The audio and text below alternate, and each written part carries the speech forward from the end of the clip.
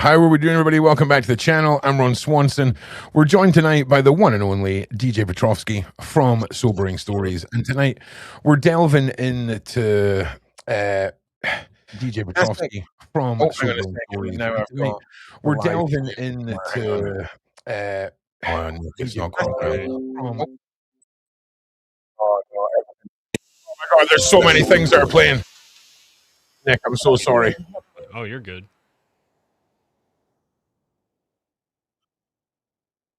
It might have been partially me Let's too. shut it all down. Yeah, we shut it all down.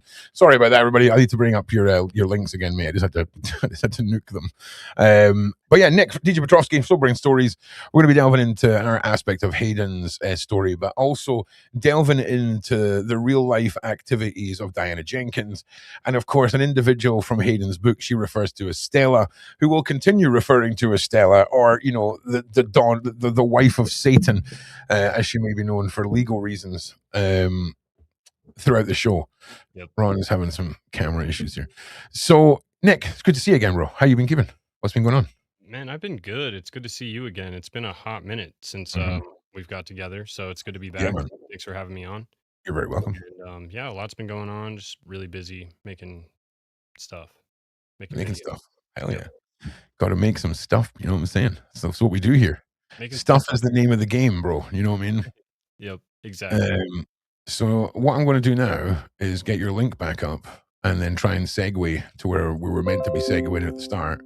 Great segue is to go ahead and like the stream, subscribe to both of our channels, and share the stream out to 50 to 60 of your closest friends and family members.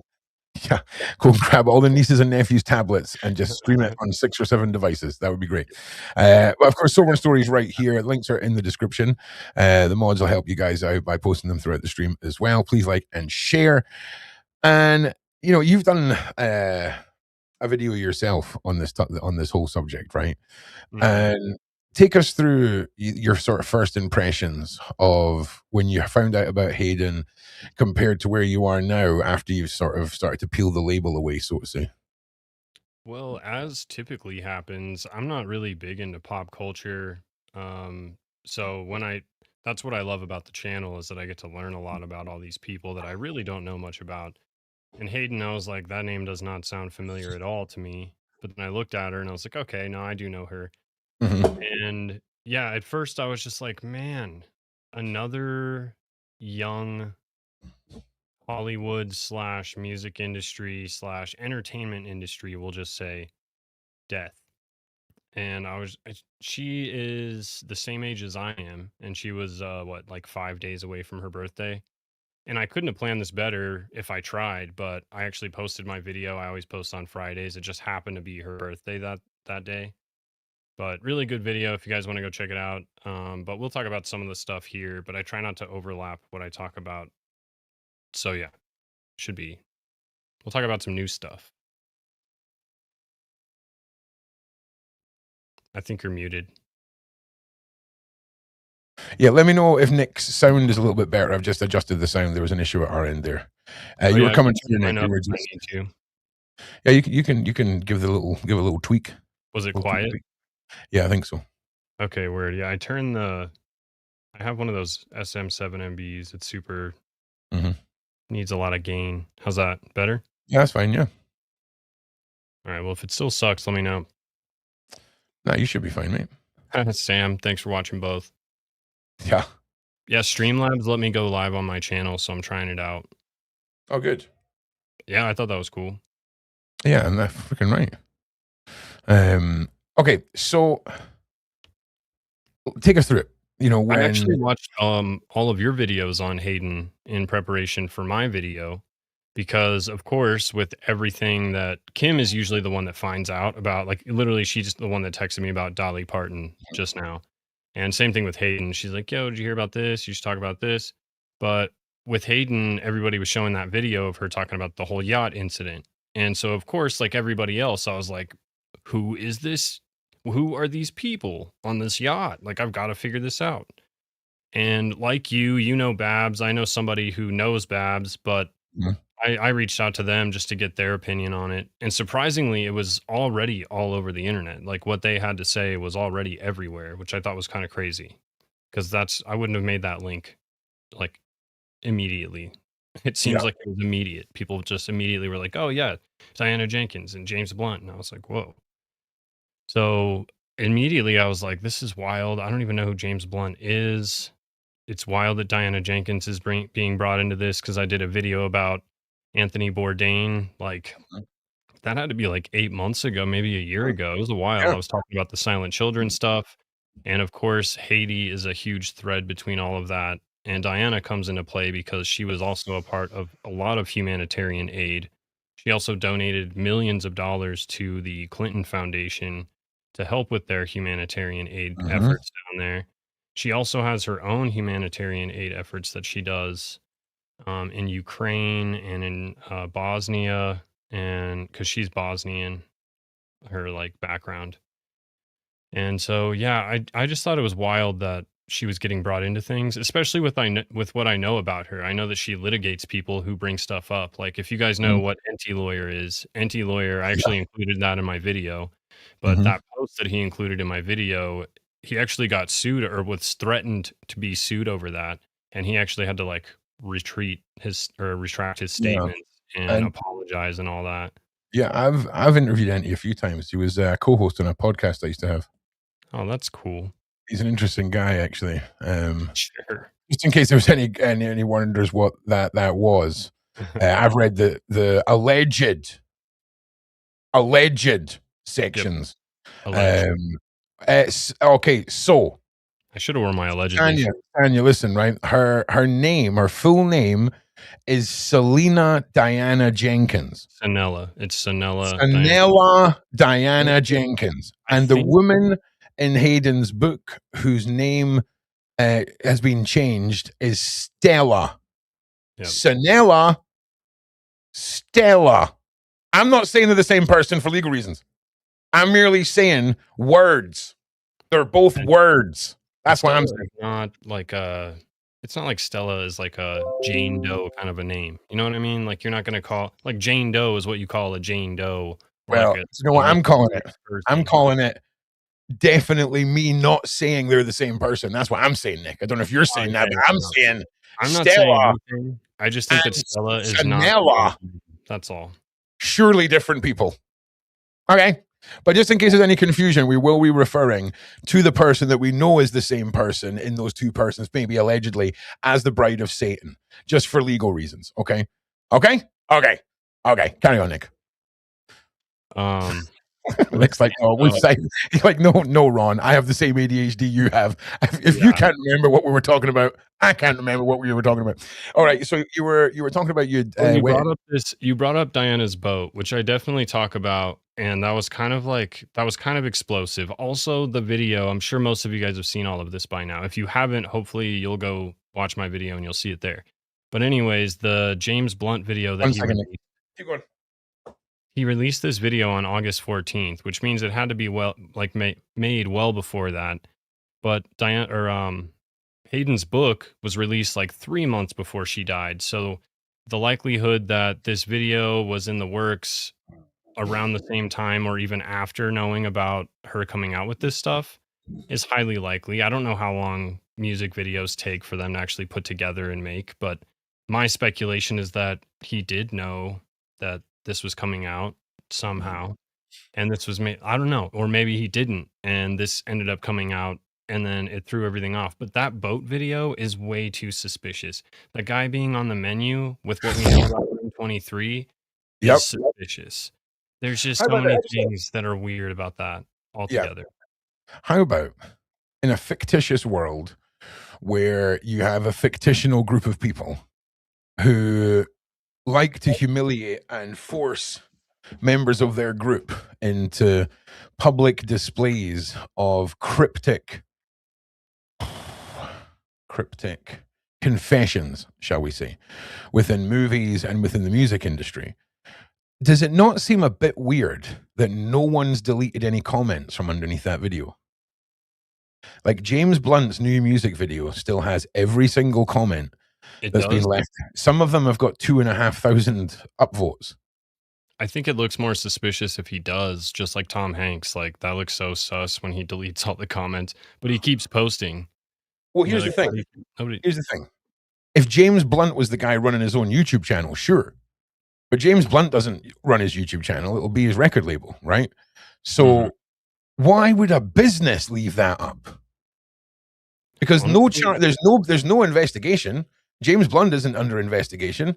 There's absolutely no charges being brought to him. This is all rumor, effectively, right?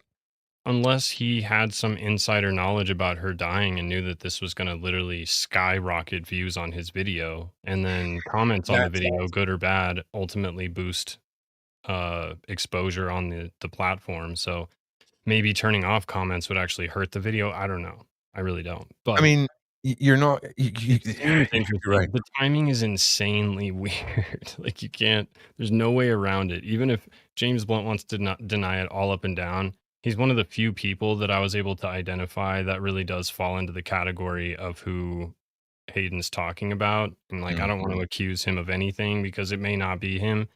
But I mean, a lot of his videos and like his content that he makes is just him being a pompous asshole. And the description of this guy in her book is a pretty pompous sounding asshole. So I thought, I mean, it would track. It's not like too far out of the realm to be like, oh, that's impossible. Like for him to be accused, he should totally understand why. Oh, yeah. And then the video does not help anything. Then we got Diana's boat, where he admits to being on Diana Jenkins' boat. And I was trying to like nail down a time for when this might have happened because he doesn't really say. And it's important to note that this very much is like Hayden's book, where it's supposed to be a document or a biography about James Blunt's life, but it's called loosely based on something fake. I don't even know. I can't remember the name of it, but it's loosely based on some sort of fiction. So there's some embellished stories and then there's some truth to the stories as well. So, and I think that was just a way for him to have plausible deniability about anything that he does say. But when he says names like Diana Jenkins, that's a very specific individual that he's talking about. So you can assume that this is true. But he says it's back when he was famous and she had money. And Diana Jenkins came into a lot of money because of her husband, Roger Jenkins, who literally saved Barclays Bank in the UK from basically going bankrupt and needing a bailout from the government. And that was massive, I guess, in the financial industry. So he basically saved that company, is massively wealthy, and Diana was his wife. They separated in like 2005, I think, and then they didn't actually divorce until 2011. But he gave her like $150 million because he says that she was equally as responsible for their success as he was. And like, it seems like everybody says it was the most amicable divorce ever. And I mean, maybe, probably not, but whatever. That's what they say. And then he gave her a ton of money. But I was trying to figure out, like, did she start going on yachts and like splurging and partying like crazy after that? Or did she already do that kind of stuff being married to Roger? Which I'd imagine she'd do way less being married to Roger. But they did have a boat that they chartered called the Utopia. It was a super yacht. So it's possible that he was out there during the time when she was still married doing this stuff, which could have been because James Blunt was really only famous, like virally famous during like 2005 to like 2008 ish, like 2007 more so. So it would have been on the tail end of his real peak fame era. And so he says that he was on Diana Jenkins' boat at his peak of fame. So it would have been like prior to this 2008 whatever incident is what it sounds like. But it also could fall in that window because he still would have been famous. I mean, that song didn't really go anywhere. I know that song. People are like, "This is the song he's famous The for." beautiful, the "We Are, You Are Beautiful" song. Yeah, and I was like, "Oh Like, yeah, I do know that song." listen. I don't know what's going on in America, right? This is how I've heard every American talk about James Blunt. Like some guy we never really knew who he was. James Blunt, when he released that song, went Oh, from thank you. nobody to like beyond uber famous. That one song just went. People loved it. People hated it. People cringed on it. People memed on it. And it has had such a profound trajectory, that song, that it's just kept him going till now. Like that is how much of a madness this man's career was, because do you know how people talk about Nickelback? That's how people actually feel about James Blunt. That's why this makes it so much stranger, the timing of this new release. And you know what Mhm. song I actually do like, and I hate to admit it, is that "Tastes Like Summer" song with the boat that I was just talking about. Like, I actually like that song a lot. No, But you've just been but doing too that much song has research. carried him all the way until he releases this new video, which is now massive because of what happened to Hayden. Mhm. Don't you find that even more strange? Not just the timing, but then the gap of time in between the timing. Like that's even more strange that he hasn't done shit for like 10 years. Like if he has, nobody's known about it. Did you Maybe see he's the toured a little bit, the but weird post that you made about his music agency and the Illuminati contacting him and saying that you need to put on a tutu and eat a sausage for social media? And he I hope goes he on does this that. rant about how he's not going to be anybody's puppet, and then right at the end he puts on a tutu and eats a sausage. Oh my god. No, I haven't seen that. I wish I had seen that. That's Because wild. that is the most that's the most out of pocket thing for James Blunt to have done. Like Mhm. that was bananas. That is Um, and I do believe he's ex-military as well, James Blunt. really. I think so. Is he ex-military? Somebody in the side check can I correct me if didn't I'm wrong. research too much into him because I honestly didn't want to accuse anybody about anything. I just Oh, really I could looked be making that. whether I it was could be that possible. could be a massive lie about him being in the military. I'm Oh, just yeah, no, I'm I'm not pretty saying that sure. you're saying. I just haven't looked into it, so I don't know. I can't confirm. But you're making me want to because that Illuminati video is I'm just extraordinarily waiting on the side chat doing my job for me. I'm literally sat here waiting on the side chat doing my job. Yes, thank you, side chat. Yes, big shout out to the side chat. They just saved me like half a calorie of typing right there. Half a calorie they saved me. you need So all the again, calories you can get, oh Ron. yeah, clearly, Nick, clearly. Like you and I need to do a calorie exchange is what we need to do. For real, that Uh, would I'll take it. you know what I'm saying? I can take your freaking winter heating bill up by a third, bro. Like I can For insulate real. you, OG. I'm always Um, cold. well, I'm the opposite. I'm a furnace, bro. So look, anyway, so like I just want everyone to keep in their mind, right? The Epstein ring, okay, and the Diddy ring, okay, and then I want you to imagine a new ring that is run by the Bride of Satan, okay, and we're going to imagine that in a fictional world, the Bride of Satan produces a book, right? And this is in no color. This has nothing to do with any other books that have been written. Let's say she writes a book called Room 22, right? And there was rumors that in that book there was images of celebrities that were being transported for horrible reasons, right? Do you think either in a fictional world, Nick, where we're talking about the Bride of Satan, do you think there's any like relevance to that theory? I think that it very well could be possible. She is linked to all the usual suspects, if I'm like being totally honest about it. And the more I think about it, if we think about what we knew about Epstein before his initial arrest, we didn't know anything about Epstein. Nobody had heard the name Epstein. Maybe like Trevor Moore and like some real deep conspiracy theorists were like talking about Epstein. Isaac Cappy was talking about Epstein, but even that wasn't until later in like 2015, 2016. So nobody knew who Epstein was until like 2006 when he got arrested. Then Mhm. people started looking into it. Then people started really looking into it and realizing that this never stopped. But I just think about how secretive and yet also in the spotlight Diana Jenkins has been. Like nobody really knew who she was until she randomly came on to Real Housewives of Beverly Mhm. Hills. And it didn't even make any sense because I don't even think that she was a housewife at that point. I think she might have been divorced at that point. I don't know. I don't know what season she was on. I don't watch that show, but that's pretty much where most people know her from. And then she actually was smart with her money and invested it in this neuro drinks company, and you can get those neuro drinks on Amazon and Walmart and stuff. So like it's a legit thing, but it could also be a money laundering front as well. And then she's also Allegedly. really big into humanitarian effort stuff. Mhm. So I always find that to be suspicious because Mhm. Mhm. we often find out that those humanitarian things are a front for something else. And then when I was digging into what her humanitarian war crimes funds actually goes to, because it makes it sound all like fancy. It's this UCLA partnership where they raise funds to fight to help victims of war crimes and to help fight and stop war criminals, like, put them in prison. And I was like, okay, so what war criminals have they actually put in prison? And literally none. All they do is they fund research, and I don't even know what they fund. They're funding guys to like look into this stuff at UCLA and like post research and papers on it. I was like, that doesn't Mhm. do literally anything. That's pointless. Yet again, sounds like a money laundering front to me. Like a shell company that has to donate to look legitimate, but then uses that as a side front to be able to donate money to other whatever random. But another one of the things that they donate to, that Diana Jenkins has donated to, like I said before, is the Clinton Foundation. And Yep. she's not just, she hasn't donated money and she doesn't really have much tie to them. She's gone and like hung out with the Clintons, and like she knows the Clintons. You know what I'm saying?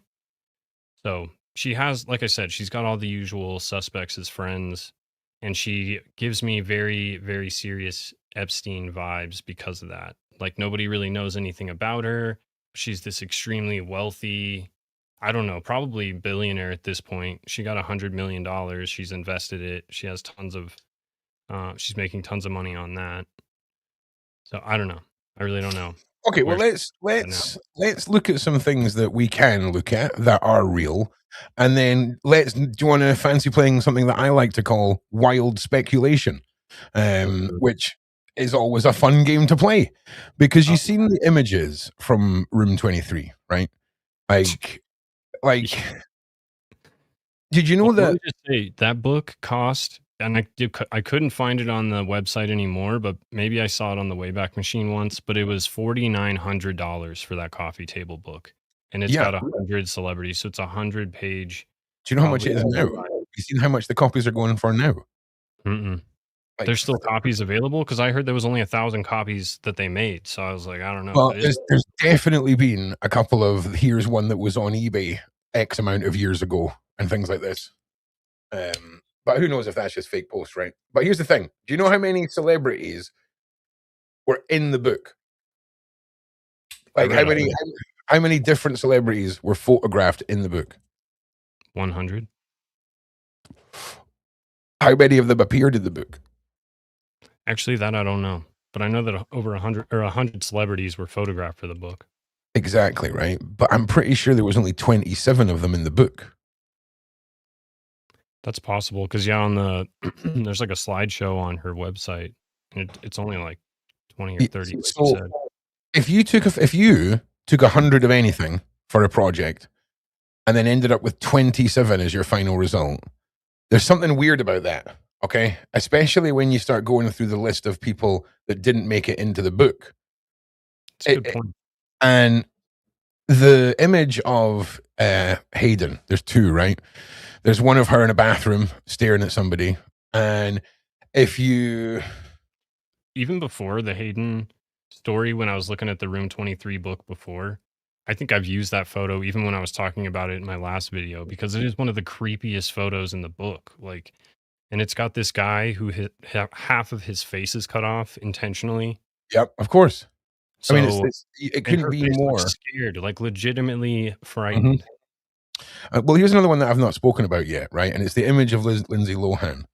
Now, when you consider the stories of Hayden, right, the transportation, her being served up on the plate, the incident that happened on the yacht being paralleled in the image of her in the bathroom, an image of a woman just being thrown to groups of men, okay, is where Lohan is. Hmm. And that's, I mean, that to me again is just symbology of what happened to her um, and her party lifestyle, The Amanda Bynes one too. I mean, because she kind of looks like a right? mess in that Hmm. photo. Like, and she looks like she just came out of a situation, and that's why she looks like a mess. It's almost like telling a mini story.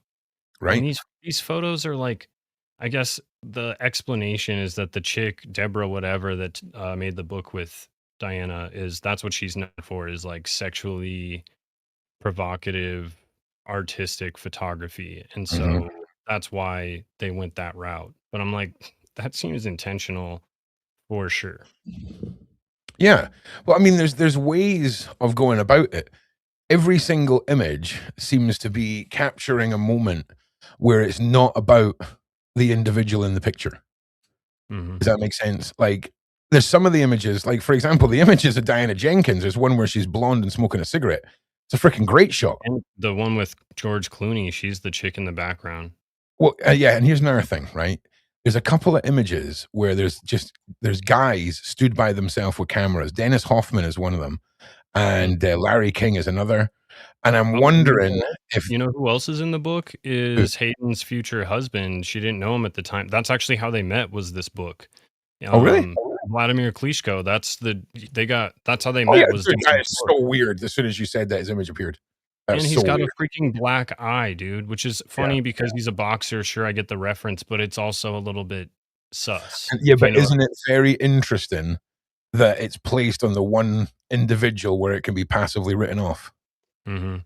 Yeah, You're a exactly. smart man. Do you know what? Do you know that? Has anyone told you that? Has anyone told you that I you're a try, fucking I smart try. man? So So look, the here's the story of images. Here's how one of the images I'm talking about, Nick, right? Because when we talk about the Epstein case and blackmail and Mhm. photography and all of this, I mean, that is a phone, right enough. I did think it was a camera. Well, he's Um, wearing all black with a black tie and there's, everything. It's like he's going to a funeral or some shit. there's a definite distinction between men in power and control and men in who are customers in this book, effectively. Mhm, And when I say customers, I mean models acting a part. You know what I'm saying? mhm. Yep. But yeah, sorry, Nick, you were trying to freaking say something there. No, you're Uh, good. You're good. I didn't wanna cut you off. yeah, that's okay. With that book and with Hayden, the story of how she made it into that book, which I thought was interesting that she tells the story. In fact, I was like, I'm gonna go to the source on this one. So I went to Hayden's actual book because there's too many conflicting things going around. And in her actual book, she has a whole chapter titled Room 23. And then the following two chapters are dedicated to her like getting the photos done and then how she met Vladimir from the photo shoot. And it was at the actual like release party for the book is where she actually met him, and the two of them like bumped into each other, and she's tiny and he's massive, so they commented, she's like, you're massive, and he's like, you're tiny, and that was just like how they met, I guess.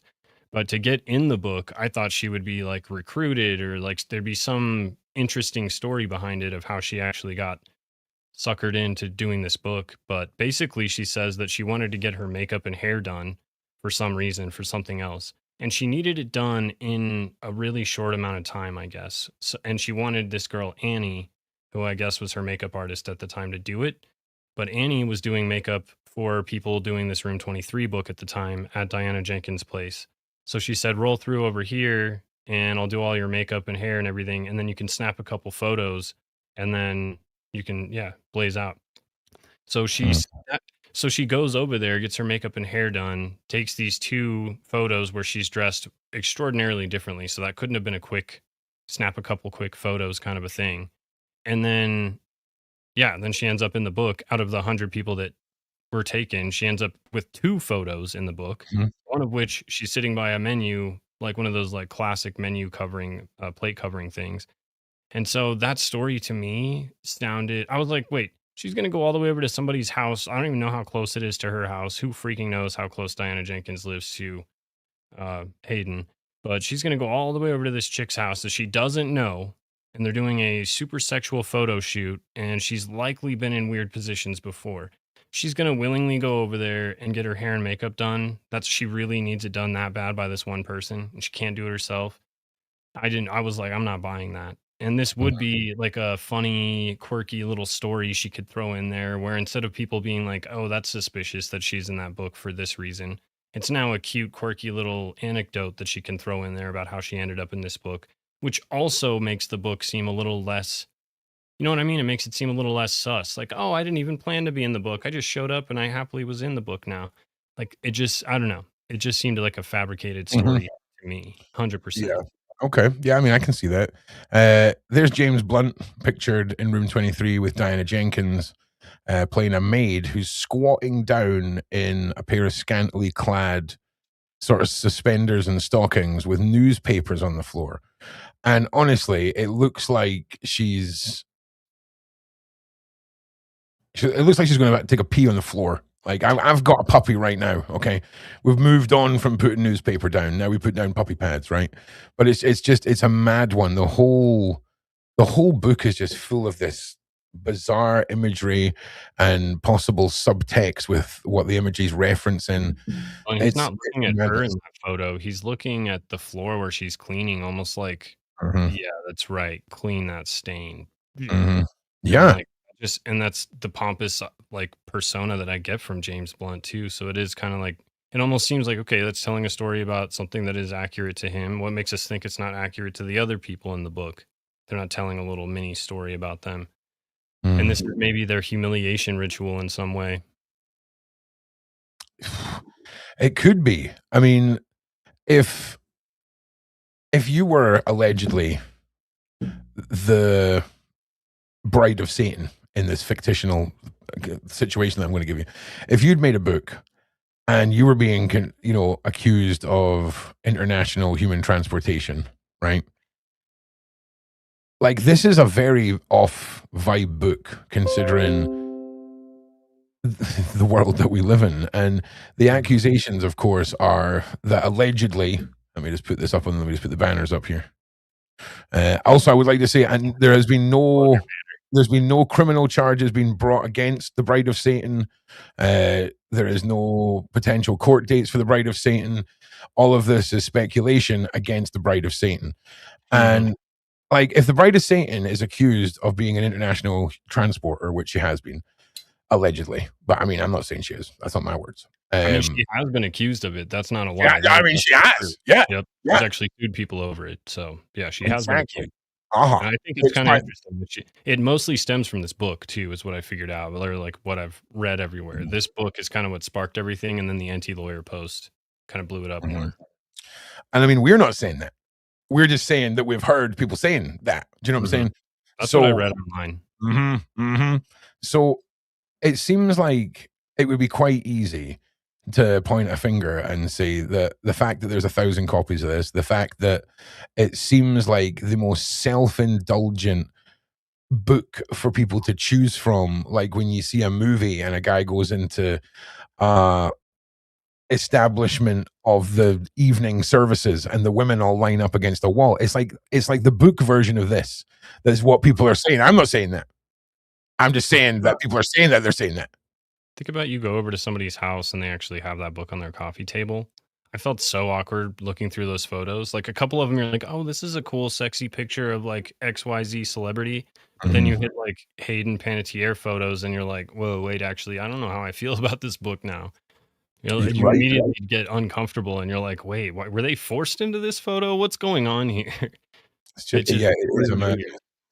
And it wouldn't be I as mean, weird if they didn't it's almost like they're rubbing your nose in it. Even with oh that, yeah, James Blunt video with him putting, like, a kidnapped person on the yacht, that's what it felt like. Like, you're just getting your nose rubbed in it. Like, you but can't do anything about it. Try and do something about it. that's what they say, right? That the Illuminati like to do. They like to rub our faces in it. They like to use symbolism. They like to showcase what they're doing right in front of our eyes. You know what? We've seen it when the FBI released the PDF symbol list, and there was that triangle, like it's like a blue spiral, but it's a triangle going in itself. And then Mhm. we've seen it on pizza logos. We've seen it in bands. We've seen it on the Pope's freaking Check this out, dude. Check uniform. this out. Oh, I almost knocked some stuff over. Give me a second. I got something to show you. All right, all right. That's right. That's right. It's bananas, and the symbology. This is all on purpose. I don't know why I'm so pale.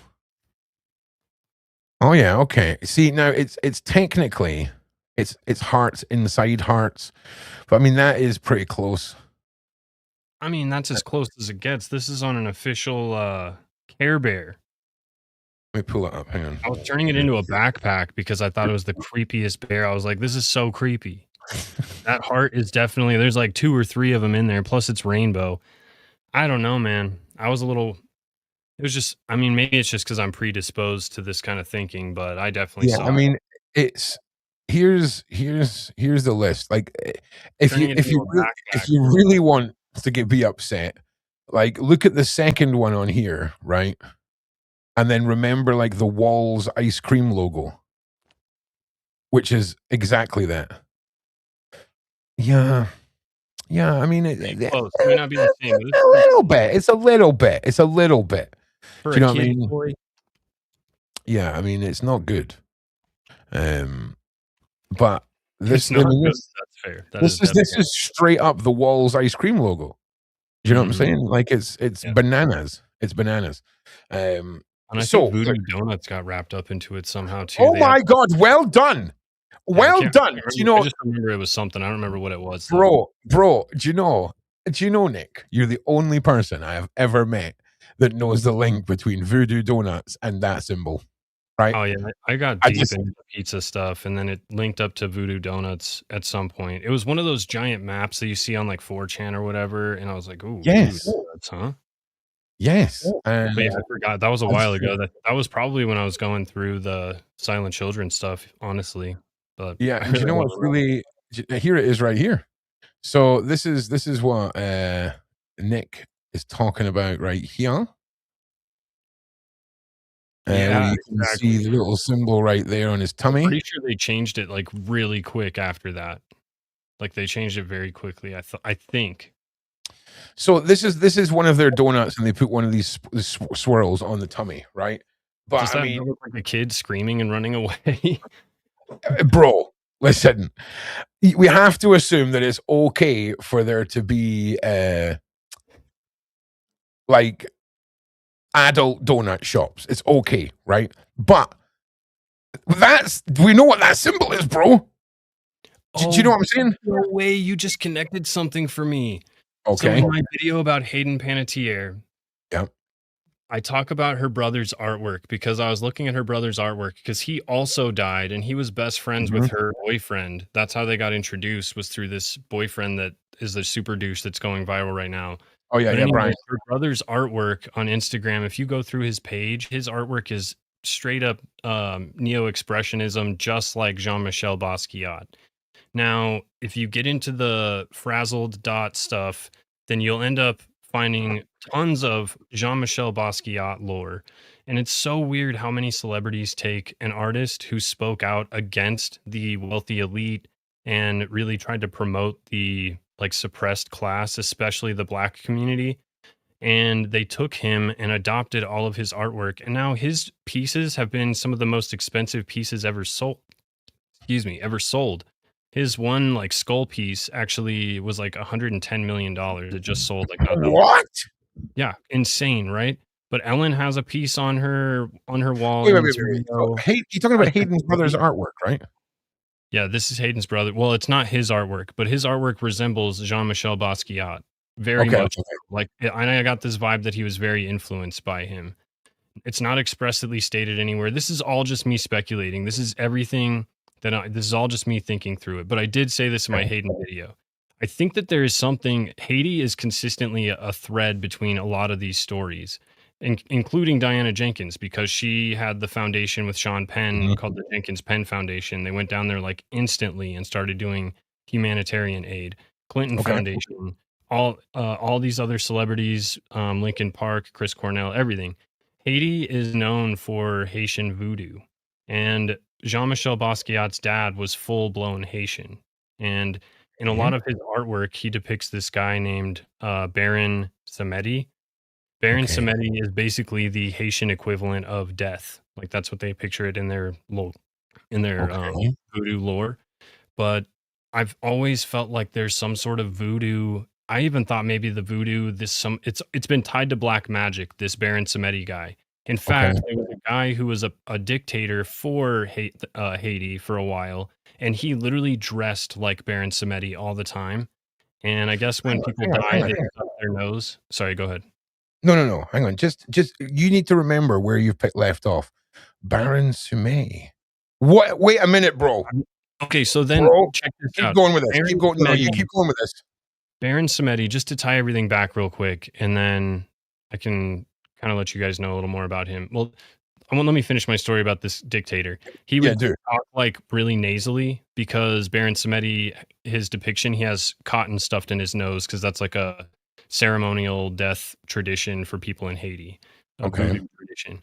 But this dictator, because he was emulating Baron Samedi, they've linked it's just become like in the lore that Baron Samedi is tied to and represents people in the wealthy elite class.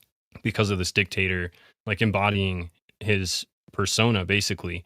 And then with Basquiat being so against the wealthy elite and speaking out against them, and then almost portraying them as this Baron Samedi character in a lot of his artwork. I mean, I found like 3 or 4 pieces that he had him in there. I could see there being some sort of weird thread, and possibly this black magic occultism that they're practicing isn't some ancient, whatever, European Jewish thing. Maybe it's actually some sort of voodoo occultic traditions. And then I was like, I just thought I was on this tangent mentally, on this rabbit hole. Then I was looking into Baron Samedi, and Baron Samedi is actually a character in the show Heroes. He was the brother of this character they call the Haitian. Yep. You can't make this stuff up, you guys. You can't. But anyways, tying it back to Voodoo Donuts. How did I never think of that? Yeah. And listen, do you want to see something even crazier? Yeah. Right? Because the man that you're talking about and their representation of the elite, okay? Mhm. You just gotta let Ron cook here. Okay, just let Ron cook. Don't distract Ron just for 1 second. Let me cook, I'll let you cook. Yeah, like listen, okay, because first of all, I can't remember what video it is. Second of all, I can't remember where it's this one. Right. So okay. So pink. Okay? All right? Pink. Love pink.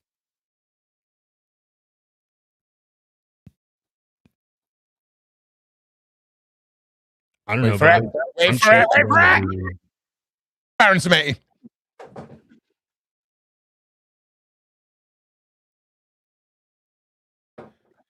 Baron Samedi. Right there. No way. That is totally him. That's exactly. Baron Samedi appears throughout this whole video. How did you remember that? Look, there it is. Shamo. Yep, that's exactly him. It's just a skull with like a white face and a top hat. Just represents death. That's freaking gnarly, dude. Yeah, but you got to understand the symbolism, right? You got to look at the symbol. There he is again. Well, the other thing that he's known for is not only is he known to be death, but he also has the power to give you eternal life, heal any diseases. Hang on 1 second. Keep talking. That's my front door. Yeah, no, you're good. He has the power to not only prevent you from dying, but save you from any like diseases or anything awful that might be happening to you. And so that could be why these, they're making these sacrifices to Baron Samedi. It's just that is wild, dude. I'm so glad you found that. What was Pink's debut single? Honestly, I don't remember. Pink's that was a long time ago. Single. As soon as you pull it up, I'll remember though too. Was it freaking Just a Pill? Come on. Okay, debut single was There You Go. Okay, so it wasn't their debut single. But symbology in this, bro, right? You've got her holding white rabbits. There it is, look. Okay. God, dude. She is the white rabbit. Okay. Oh my God. Can she save herself? She's the one that's been picked. Okay. And you have all of this like over sexualized shenanigans. Video this week. Oh, dude, I'm so glad you pulled this up. So glad. Bro, I've got a whole. I was away doing a web design job down south with a mate of mine, and I'm sat in a kitchen doing a live stream about this. Tell me you're a huge Pink fan without telling me you're a huge Pink fan. You know who told me about this? It was John Wedger. Who's guy? This guy. This is DJ Petrovsky. It's DJ Petrovsky from Sober Stories. Q. His name's right there. See there? Yeah. Go to the description. I think you put a link in there. Yeah, I did. Yeah, it was very carelessly thrown in there. I could have done a better job. Called Sobering Stories, though, if you're looking for the channel. Yeah. But it should pop up if you put my name in there, or if you put Sub Sobers, which is sick, because I always hashtag that. That's the only time those are useful. You want to try out for the WNBA next year? Yeah. Yeah. Okay, me too. Yeah. Oh, bro, honestly, what is that all about? Anyway, we'll talk about that. That's a whole other show. But yeah, so interesting. So there's my 2 cents for this guy. And in fact, you know what? Let's go one step further. What was it you called this guy? Baron Samedi.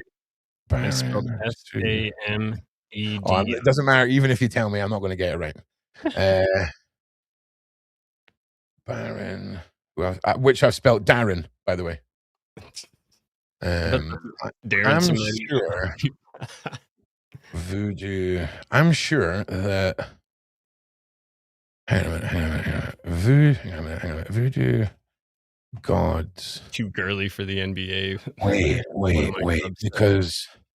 Wait, because there's a freaking thing, right? Wait a minute. There's a thing about this guy, and it's the subcategories of what he represents.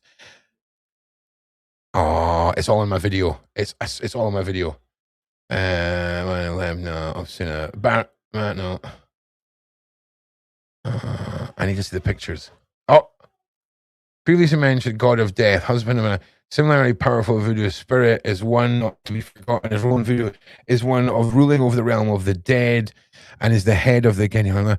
He is portrayed in voodoo and depicted as a corpse. Right. So if we Every cemetery has to put some sort of like gravestone tribute to Baron Samedi. I think every if I remember what I read right, every graveyard or like, what am I trying to say? Like burial plot has to have a tribute plot for Baron Samedi, which I thought was an interesting.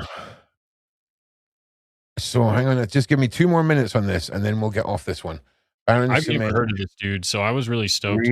I thought it was cool when I figured that out because I was like, well, there's some merit to my Haitian voodoo idea. But then when I found out he was in Heroes, I was like, dude, mind blown, brains on the wall right now. Well, you've always got to ask yourself, what do you get from worshiping him? That's what you've always got to ask yourself. Well, and that's what I was saying when you actually left. He not only has the power to take you into the afterlife, he walks you away like death does. He also has the power to grant you eternal life. He has the power to heal you from any disease. He has the power to basically save you from death. But obviously, you're gonna. I'm sure there's one about like debauchery and partying and smoking as well as one of them. But anyway, that's here nor there. So, I mean, weird, bro. So your connection to the voodoo, and of course, this guy that was kind of that you helped me with that one because I'm surprised I didn't think about the voodoo donuts when I was going down that rabbit hole. Mm-hmm. I'm definitely going to now. It's really interesting, man, because everything kind of ties together, but it's like little threads that pull everything together, right?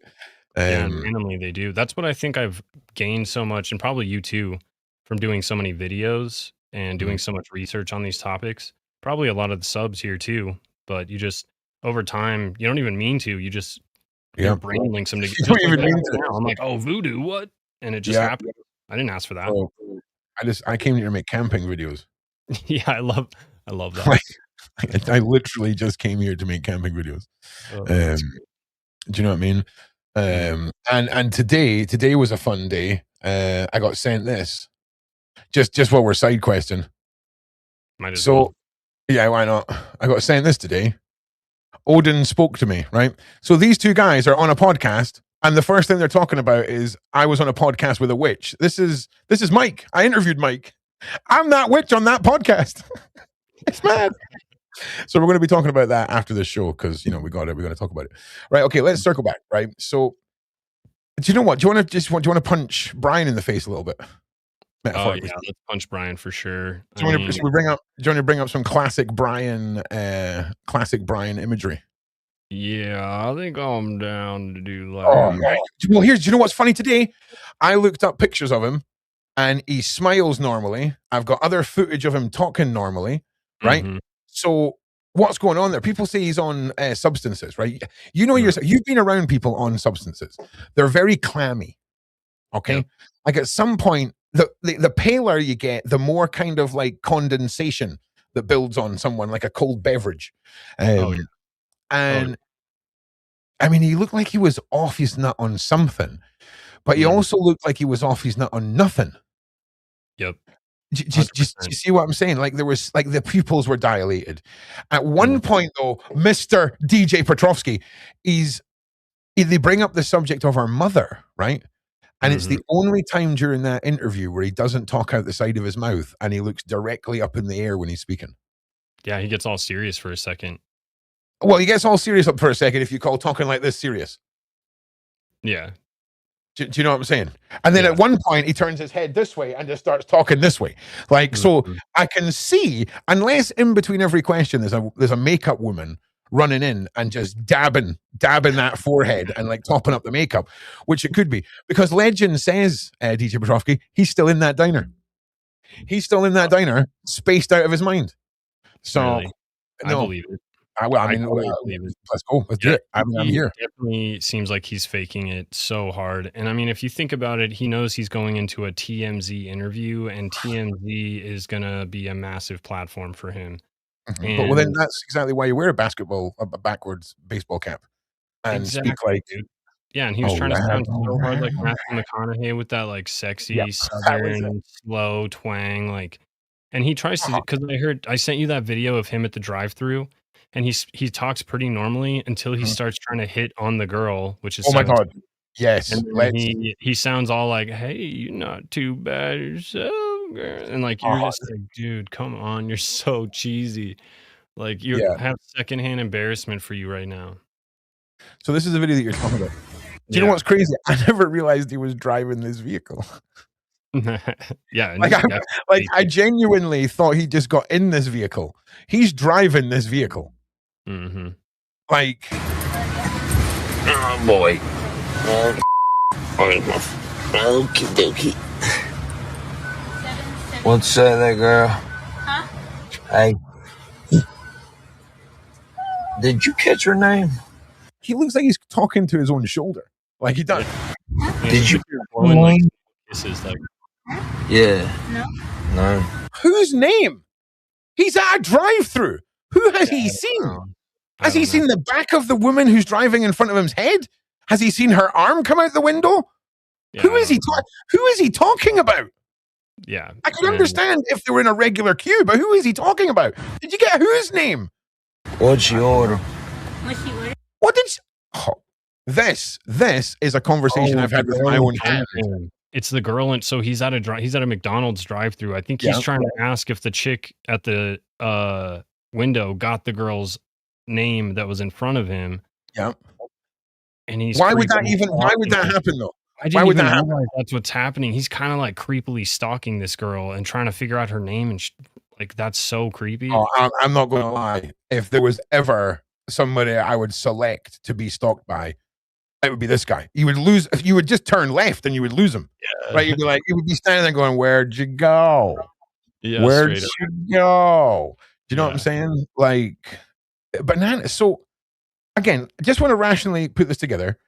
In a drive-through, asking the woman at the drive-through if she got the woman who was just at the drive-through, if they got her name and if they can remember what she ordered. Now, this is definitely evidence that this man is on substances. Okay, I have had this conversation with my own hand in a McDonald's at 3 o'clock in the morning. Do you know what I'm saying? Yeah. A snack wrap. Of course she did. Was she hot? Nah. Alright. It's all good. She probably had a good personality, though. Yeah, he sounds so... No. Look at you, though. Look at you, though. Oh my God. This man is driving a vehicle. Okay, can I just remind you all, this man is driving a vehicle. God. What is your name? Why is he filming this? Why is he wondering the whole time? And then he said he's going to delete it, and then obviously he didn't delete it. Like, do you think this is some weird kink of his? Like, just humiliating himself is his like weird fetish? Because at least that would explain a lot. Do you know what I'm saying? My mama. I really thought he would look cool. You're beautiful. Oh, thank you. And I might be the first person in the history of the world to... Whatever he says, I can guarantee you he's not. Right? I just want to point that out right now. Admit on Instagram that I certainly did ask Cash. Oh, it's like this is my... See, if I was trapped in a room and there was a public speaker and this was how fast he spoke. Like, do you have any idea what that's like for a neurodiverse person? Like, there's not even any consistency within the pauses. Do you know, if it was I could get into a rhythm then. Do you know what I'm saying? Mhm. But nah, it's all over the place. And he's got that "I'm going to put you to sleep" accent. Do you know what I'm saying? My brain Yeah. hurts so hard when he's talking. I'm like, bro. are there anything? It's like the verbal version of a heat wave. Yeah, she was gorgeous. How old she was? And she said, "I'm 17." I said, "I'm going to go to the next window." Hell yeah, you're going to go to the next window. Why are you filming and telling the story, mate? Well, I mean, listen. I'm just like, why is he doing this? Uh-huh. Yeah. Yeah. So he might actually be the only person. No, he's definitely not the only dumb guy to admit that he hit on an underage girl on Instagram. I'm sure that's not the first time that's happened. There's no way. I definitely don't think that's right. Yeah. Right? Like, I'm a dozen, buddy. That was the thing that pissed me off about his other interview is he just downplays all the abuse that he put Hayden through. Hey, now listen. That was a hard time for him and his family. Yeah. Okay. That cost him nearly $300,000, Nick. Okay, remember that. Yeah. I mean, listen, women all over the world, okay, are selfish enough to hit their own faces into their husband's hands and then have the nerve to say it was the husband's fault. Yep, exactly. That's what his brain's like, bro. That is what his brain is like. It's freaking bananas, right? It really is bananas. Right, I need to just see how much more of a hole this man's going to dig, Nick. And then we'll just... And here I am at a second window. Couldn't be happier. Thank you. God bless you too, brother. That is the look on a man's face that just spoke to a 17-year-old girl. I just want to point that out right now. The few frames before that where he was like, like that. That's I almost wonder if they spent food. Talk about shooting the Russian roulette. My God. We're shooting a Russian roulette. You mean playing Russian roulette. You don't shoot Russian roulette. Oh no, look at those eyes. That was the freeze frame. Like that is your fever. That's your fever demon right there. Mm-hmm. Right there. Yep. All right, how much longer have we got this? Now here's a Ford Fusion I don't even give a shit about anymore. Yeah, what? Well, he's driving a vehicle. Whatever. Shoot your shot. He's driving a vehicle. Shot. All right. We have... Please do a burger review. Please make this a burger review. What time is it? It doesn't say on the phone. 9:30 p.m. I got my Mickey D's. Who is he filming this for? Like, who? For posterity. Just for again, bro? Just to show his kids one day for posterity's sake. This is what I used to do when I was your age. Uh-huh. Why'd he go in the house? I guess. Like, is he that much of a dodgy guy that his parole officer told him to just film himself 24/7 just so that we can, like, guarantee that there's not going to be any more incidents? This is more sense than anything else. Yeah, I'm about to delete all this but are you, mate? You're about to delete it all? Funny that. There's a big difference between uploading it to the internet and then deleting it, bro. I mean, look, there's a big difference, okay? Like, look at the Epstein files. Half of them deleted, other half on the internet. Big difference. Way, Annie. The second trash can, the recycling bin, was pulled. Is your only friend. Okay? Like, that is, he's just literally got a burger for him and his friend, and he's met his friend, the trash can. Oscar, he's that off his nut. Oscar the Grouch is going to come out the top of that trash can and be like, Brian, it's so good to see you, Brian. Do you know what I mean? Like, this guy just drove a car, Nick. Pulled very silently up the driveway. Not only did I do that, but I did it very silently. And those are the small things that count. He's about to cry. Because he came up the driveway silently. Right, here's the thing. In a narcissist mindset, he's telling himself that he has achieved something that he's been told to achieve that annoys somebody, say Hayden or someone else that he lives with in this scenario, right? And he's mentioning something that he knows that he has done well, so that when he goes in the house and any issues are raised, he can throw in her face exactly what he's accomplished without her acknowledging. go, baby! Monster! Exactly. Monster energy! Right? Do you know what I'm saying? You should be Yeah, that's sponsored what he's by doing. them for sure. That's what he's doing. That's what he's doing. I Syntaxes. fully believe that, honestly. Syntaxes. Do you know what I'm saying? That's actually really clever, bro. That actually makes a lot of sense. That's what he's doing. That's what he's getting the ammo ready, bro. Yep. Did you see that nostril flare? Oh yeah. Oh, whatever he cut off at the end there was going to be a murder. That was a confession right there. That was like, and the bodies are buried under the bridge in California. That's what that was, bro. Honestly, though. And then he realized, oh shit, I'm drunk. And then he's like, I need to eat my Mickey D's and shut up.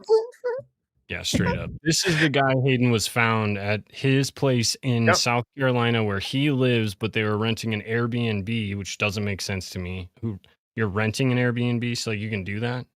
Well, if you were gonna like murder your ex-girlfriend, you wouldn't want to do it in your own house. I mean, I probably wouldn't, for sure. No, exactly. You rent an Airbnb, let them clean up. Do you know what I mean? But I mean, it definitely gave me Matthew Perry vibes, and the DEA's involved, so that's kind of that's interesting. They say no foul play, but then the DEA was like, there's enough foul play here for us to get involved. Yeah. Well, here's the thing. Do you remember a little person called Virginia Giuffre? No, remember how Transported, right?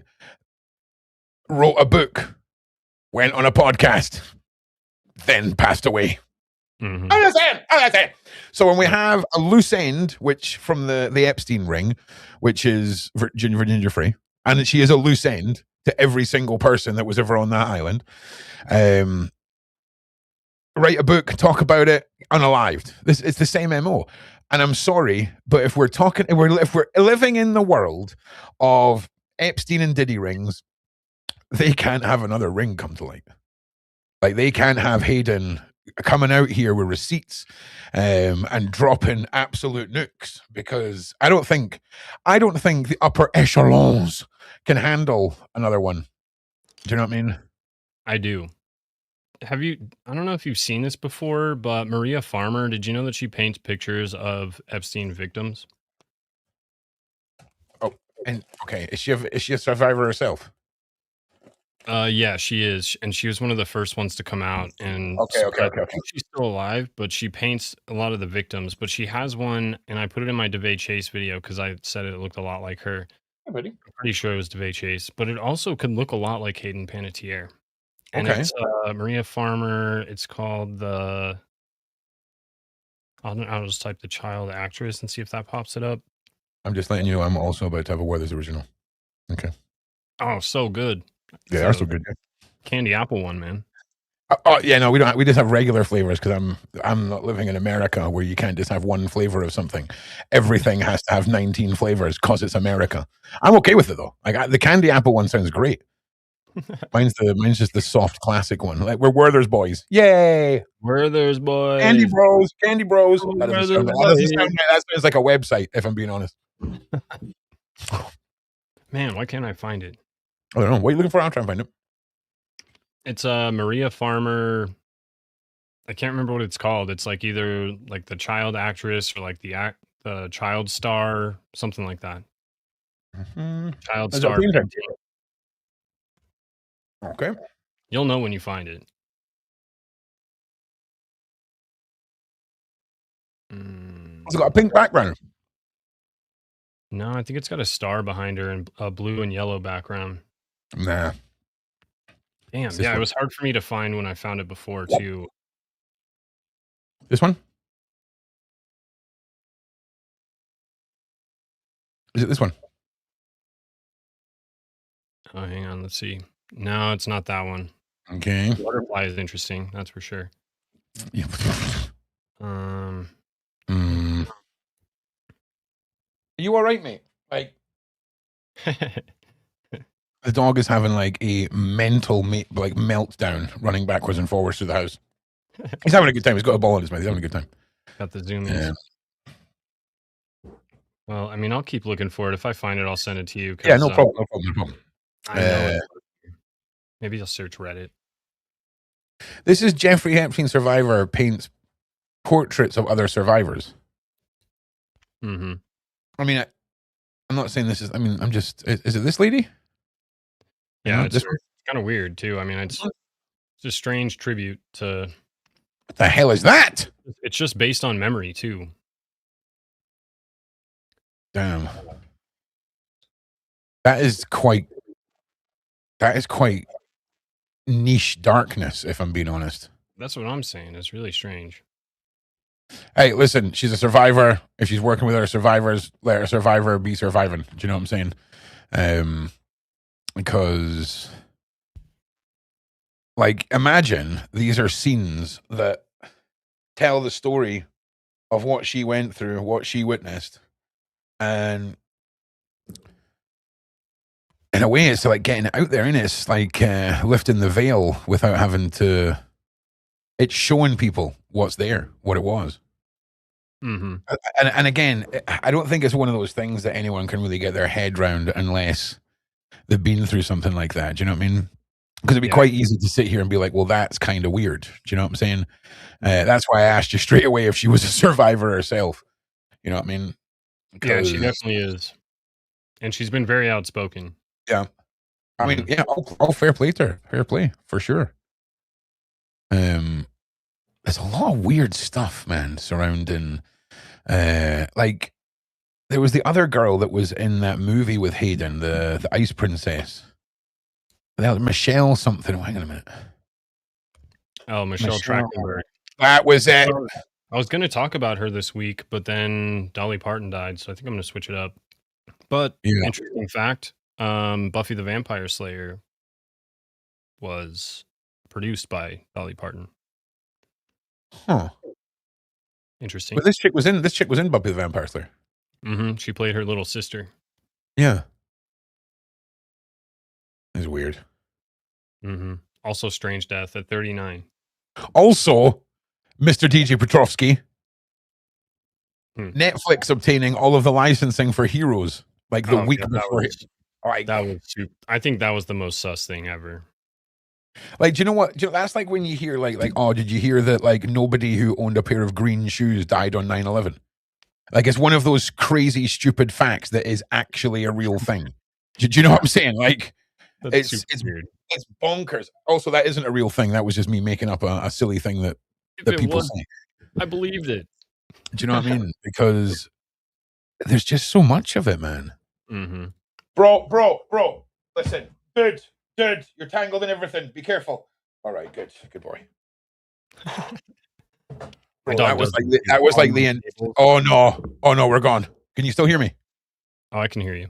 You can hear me. It's just the camera. Yeah, no, he managed to like get himself tangled in like the 16 plug standing multi adapter, like whatever the thing that stops your computer frying if there's a power surge. Right, 1 second, man. I just need to fix the camera. Oh shit. Yeah, my dog does that all the time. He'll get up and freak out thinking somebody's at the door and then rips all my cables back. I freak out every time. Every time.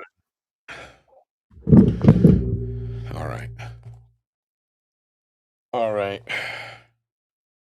Can you still hear me? I can still hear you. All right, let me try and fix this. Stupid goddamn technology.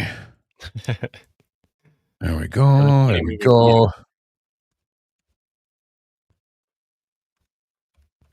There we go.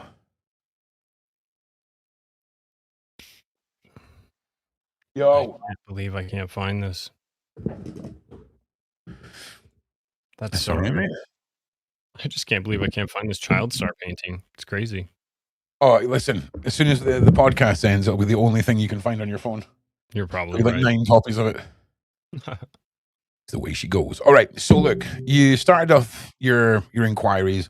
You looked into the passing of Hayden. It took you to the Bride of Frickin' Satan, Stella. And of course, the real connections and life that Hayden spent with Diana Jenkins. The massive rabbit holes that is Room 23, all of the celebrities involved in that. Was there anyone else? You'd mentioned, I think, in your video this week, Paris Hilton. Was there anybody else that you want to kind of segue with as to having ties or loose ties with all of this? Yeah, well, I mean, the internet's really quick to blow something up, and like Diana Jenkins could be the person, but like there's no hard evidence to say that she was. So I was like, well, who else could it be? Because in Hayden's memoir, she says that this person was a 20 something actress, semi famous actress. That doesn't totally discount Diana Jenkins because she was on Real Housewives of Beverly Hills. So she was kind of a semi famous actress, but she was also like 35 or 36 when all of this would have happened. So she wouldn't have referred to her as a 20 something semi famous actress. However, at the peak of Hayden's fame, and when she was just starting to like, they started giving her like Adderall or something when she was like 16 or 15 to start going to award shows and interviews. And she eventually started hanging out with Paris Hilton a lot. And she called her like her big sister. She trusted her a ton. They would go, she basically referred to her as her wingman, and they would go to bars and go to clubs and do all kinds of crazy stuff, probably at the height of her substance abuse. And also, one thing that struck me in her memoir is that she says, maybe before or after this whole yacht story, is that this person, this woman, would immediately go up to any rich guy in the room and she would just start like flirting with all the rich guys that were there. Mhm. Diana Jenkins doesn't strike me as that kind of a woman. She was married, and then I mean she was freshly on the market, but I don't know if that all I don't think that that necessarily happened freshly. So I don't know if she necessarily would have been all over all these rich guys. She had tons of money. She didn't need money. Mhm. But Paris Hilton, that is definitely something she does. And I found that picture of Diana Jenkins with Paris Hilton and Hayden. And so maybe she was out on Diana's yacht, but I don't necessarily think it was Diana that led her down there. And then the other thing is, I read somewhere that James Blunt and Paris Hilton had like a weird, somewhat relationship, and they were caught making out together, and it kind of blew up back in the day. So she does know James Blunt for sure. And Yeah, but to be fair though, Paris Hilton did stuck a wiener and then release it on DVD just to get some notoriety too. So snogging James Blunt for some sort of news headline traffic doesn't seem that crazy. Do you know that's what I'm true. saying? Very true. But at least proves that she's met him before, might know him. Oh no, for sure. Sorry, yeah. Yeah, that's all I'm Can saying. I circle back to these what was the name of the painting you said you were looking for? It's Maria Farmer, and Is it this I one? think called no, but that is super wild to see. That kind of looks like Virginia, honestly. It says Epstein there, and then FBI, and then you've got a Pio Pio, and then you've got this one, right? And does it say Waco? Yeah, that one's weird. No, this one you'll know. It's got a picture of it's like got a golden star behind a girl who looks just like. Oh my god, I found it. I found it. I found it. I found it. I found it. I found it. I didn't find it. KLG and everyone found it, but I'm taking credit. Nice. That's it. That's the one. I thought maybe that could be Hayden. I said it was DeVay Chase in my video. It kind of looks like her, but it also looks like Hayden Panettiere a little bit. I mean, just a mystery girl. The cheeks are a bit rosé, if you know what I mean. I'm glad you guys found it. I can't believe how hard it is to find, though. Did not expect. Yes, it was very hard for me to find, and you're welcome. I'm very, there's nothing I cannot find. No, but big shout out to the mod team. Listen, mate. Okay, there's nothing that is an inanimate object. It's not going to hurt you. The dog is going crazy, staring at a cardboard box on the couch, like darting forward and biting at it, and then spinning in a circle, and then double pawing at it. And now he's got his ball in his mouth. He's having a good time. Hey, buddy. Puppies are the best. Puppies are the best. I'm very concerned though, because he's got what looks like the bag, like the netting that goes on like 3 lemons when you buy lemons from the store, right? They come in like a little net bag, which I know I have a bag of lemons, but there's no lemons in the bag that he has. So like, where are the lemons, bro? Not anymore, yeah. Like where are the lemons? Where are the lemons at? Yeah. Sometimes dogs, you're like, how do you even eat that? I don't get it, but oh man. He ate an apple yesterday, and the sugar in it just sent him into another dimension. Like, anyway, so yeah, it's a very weird painting. Was there anyone else, right, that was in room 23 that you came across throughout your investigation that stood out from all of this from you? I mean, obviously, you know, Lindsay Lohan and the lady whose name I can never forget, Amanda Bryan, that lady. Bynes. Yeah. Like, yeah, those ones definitely stood out to me. I thought it was really interesting that Vladimir was in the book because it just doesn't seem like a normal person to be in there. But Diana is from Bosnia and she does a lot of humanitarian work in the Ukraine. So I think that that might be a tie that she has because he's a Ukrainian boxer. So, right.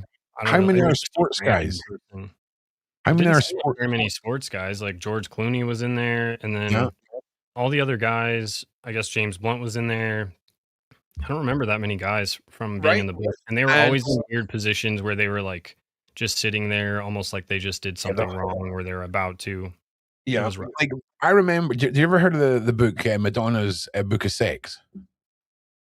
Right, it was like this double-sized A4 book with like a metal cover. Like, I shit you not, when that first came out, my older brother got a copy of that, right? And I remember like looking through this as a kid, being like, "What am I seeing?" I mean, like, it's very similar to this, except it's less of here's a whole bunch of celebrity. I can't, as far as I can remember, it had the same vibe as this, and I forgot where I was going with this. Book of Sex. What's that? No, I can't remember where I was going with this, bro. My brain's done it again. Talking about the types of people that were in there. Oh, that's right. So somebody in the side chat mentioned that if celebrities have a black eye on the left side, that's meant to be your nod to the Illuminati, whatever you want to call them, the freaking families, the vampiric bloodlines, whatever. And that's exactly what was pictured, was him with a black eye on the left side. Yeah, exactly. I thought that was really weird. He's the only one in there, and it's like, yeah, sure, you could pass it off as he's a boxer. That makes sense. It's rational, but that's probably why they did it. Well, I tell you what. Why don't we just play a little game called Wild Speculation in a Fantasy World so we don't get sued, right? Like, if we were to go through each of those images and just look at them as if they're hidden codes, okay, for services, for available ladies and gentlemen, for your viewing pleasure, so to say. The one where James Blunt's looking at the floor and the girl's cleaning stuff up, we know what that could represent. You know, we've got the black eye, which, by the way, is heavily linked to horrible things that happen to children, the panda eyes and things like this. It freaks me out. Yeah. So is that a nod to we also do that as a service? Do you see what I'm saying? It might be like a menu of what they offer. That's an interesting. Because all I'm saying is, if you're going to hide a code for we service PDF files in a book, having a 9'2" Ukrainian Nephilim on a freaking bed in a tailored suit with one black eye is a message most people are going to miss, bro. Do you know, that's a pretty niche market message to send out. Well, I think it was with, I don't know if it was with a random girl. I think it was another famous person in the photo. It wasn't a famous person. 1 second, DJ Petrovsky. I will find that information for you right now, sir. Because that might be like, you can do this to this person. Oh my God. Alexis Fenton looks like the All I Want for Christmas Is You chick. What's her name? I can't remember. Oh, there's James Blunt again. Oh, I tell you what, right? He's about one set of arms raised about above his head away from the position that Hayden said that guy was in. Like, if he just puts his arms up and stretches right now, then that's another hour of content right there. But it's not, but I never. So, oh my God, it's David Spade. What's David Spade just doing here? Oh, and I brought up David Spade in my Kate Spade video. It's KG. He was at that same, because of this, he was at the same release party and also helped with Haiti. And yeah, yet another tie to Haiti and another mysterious self passing away. I don't believe Kate Spade was deeper than I thought it would be. That was a wild story. Highly recommend that. There's no way there's just 27 people in this. Like, whoever put together a list of this is lied. There's way more. It's got to be. Or am I tripping balls? Because that seemed like more than 27 people. I read there was 100, but I have no way of knowing. I don't have the actual book to know, and maybe it's up online somewhere. The only time I've ever seen it really was on the actual Diana Jenkins website. But what the hell am I looking for again, bro? Oh, it was the lady in the background. That's who it was. Of Panda Eye. Come on, pal. Come on. Jesus Christ! Come on. Thumbnail gallery next time, if you don't mind, Diana Jenkins. Thumbnail gallery underneath the gallery. Yeah. Make it way easier for me to wildly speculate about your intentions. Yeah, the carousel sucks. Oh my God. There we go. It's Lauryn Hill. Is Lauryn Hill not a black chick that was in that band? But this is a white chick I'm looking at. Yeah, Lauryn Hill, not the American rapper born in 1975. Is she from that show, The Hills? Don't know. I just remember there was like a really popular show back then. All these girls I was into watched it. It was such a dumb show. Just like yeah. I mean, I know exactly the one you mean. It's the one that those two Gomers that got into the Geodes are in, and then they were in that Celebrity Big Brother, and they're still together now. And one of them was like going for mayor of frickin' California, and then Babs lost her shit with him because he turned out to be a complete phony. Oh, and I didn't say this in my video, but the Vladimir Klitschko, his brother is like the mayor of Kiev or something. Yeah, I thought that was a little interesting. Do you know that the official dish of Kiev is the chicken Kiev? Oh yeah, I actually only know that because I heard it from you on one of your other streams. Yeah, right? It's crazy. It's a crazy thing. Yeah. Do you know what I mean? Well done. Like, well done, Kiev. I mean, someone looked at that chicken breast and was like, I'm going to stuff that. I'm going to stuff that. I'm going to wrap that in stuff. And then for some reason, none of it's going to burst out when I'm baking it. I'm going to serve it. Fast forward hundreds of years, and the West, the Europeans have butchered your classic dish into a small time bomb of lava inside a chicken ball in the oven. Ray Liotta's picture is him pressed against a boob in this book. Obviously, I can't show it because it's a boob, right? But he's like pressed up against a boob. There's no. It's just Ray Liotta. There's no mention of who the boob is. No. Yeah, and some of them are like that. You're like, what is even going on here? But like it's like everyone's like midway through getting ready for an Eyes Wide Shut party, unless you're one of the men who like there's a picture. Like, I'm sorry, right? Who the hell is this guy? Right, and what is he up to? Hang on a minute, come on. Like, how does this fit in with the theme of this? Can you make this make sense? All I know is that all the guys seem to be wearing, like Larry King was wearing an all blacked out suit, like they're going to. So you don't think this means we also facilitate old men that want to stand outside with their balls in their hand, looking inwards? Yeah, probably. I want to stand outside and. You know what I'm saying? We also facilitate. Yeah, we also sell the seats on the balcony so you can view the abuse through the window with your balls in your hand. You know what I'm saying? And I would just like to point out, he does indeed have his balls in his hand. Okay. So there's only I can't show you the face on the boob photo or anything like that, Kiwi. And also most of them, like most of the ones of the women have got there's like a bum cheek here and there. But if you Google search Diana Jenkins 23, you will get them all. What about Baron Samedi, dog? What about Baron Samedi? They're dressed in all black with the top hat. Same with Larry King, I think was too. I don't know. Could be. Damn, maybe we just link that together somehow. Just carousel clicking now, bro. You're going to have to filibust until I find it. That's all right. The carousel clicking it's rough. I don't know why they did that. It always felt like the one I wanted was at the end. This is like some twisted game. They know we're sitting here clicking. Do you know what I'm saying? Yeah. Probably in the back end right now, changing the order of the images up around live so that we're constantly clicking past the wrong one. Come on. Caddywhack. It is a bit. Yeah, it is super weird though. I don't know. The all black is strange. He's got his balls in his hand. What kind of club is he using? He's probably got a putter out, about to drive. I'm part of the club. I can hold my balls in my hand on the balcony. Wow. On the balcony. Yep. Arguably, the golf caddy could be seen as the clubhouse. Do you know what I'm saying? Yeah. Very much so. We need to work for the FBI. I think like we're doing their job for them. Do you know what I That's mean? what I'm saying. They're really missing out on Yep. untapped potential. Okay, I just want to point out that this image also exists as well. Like,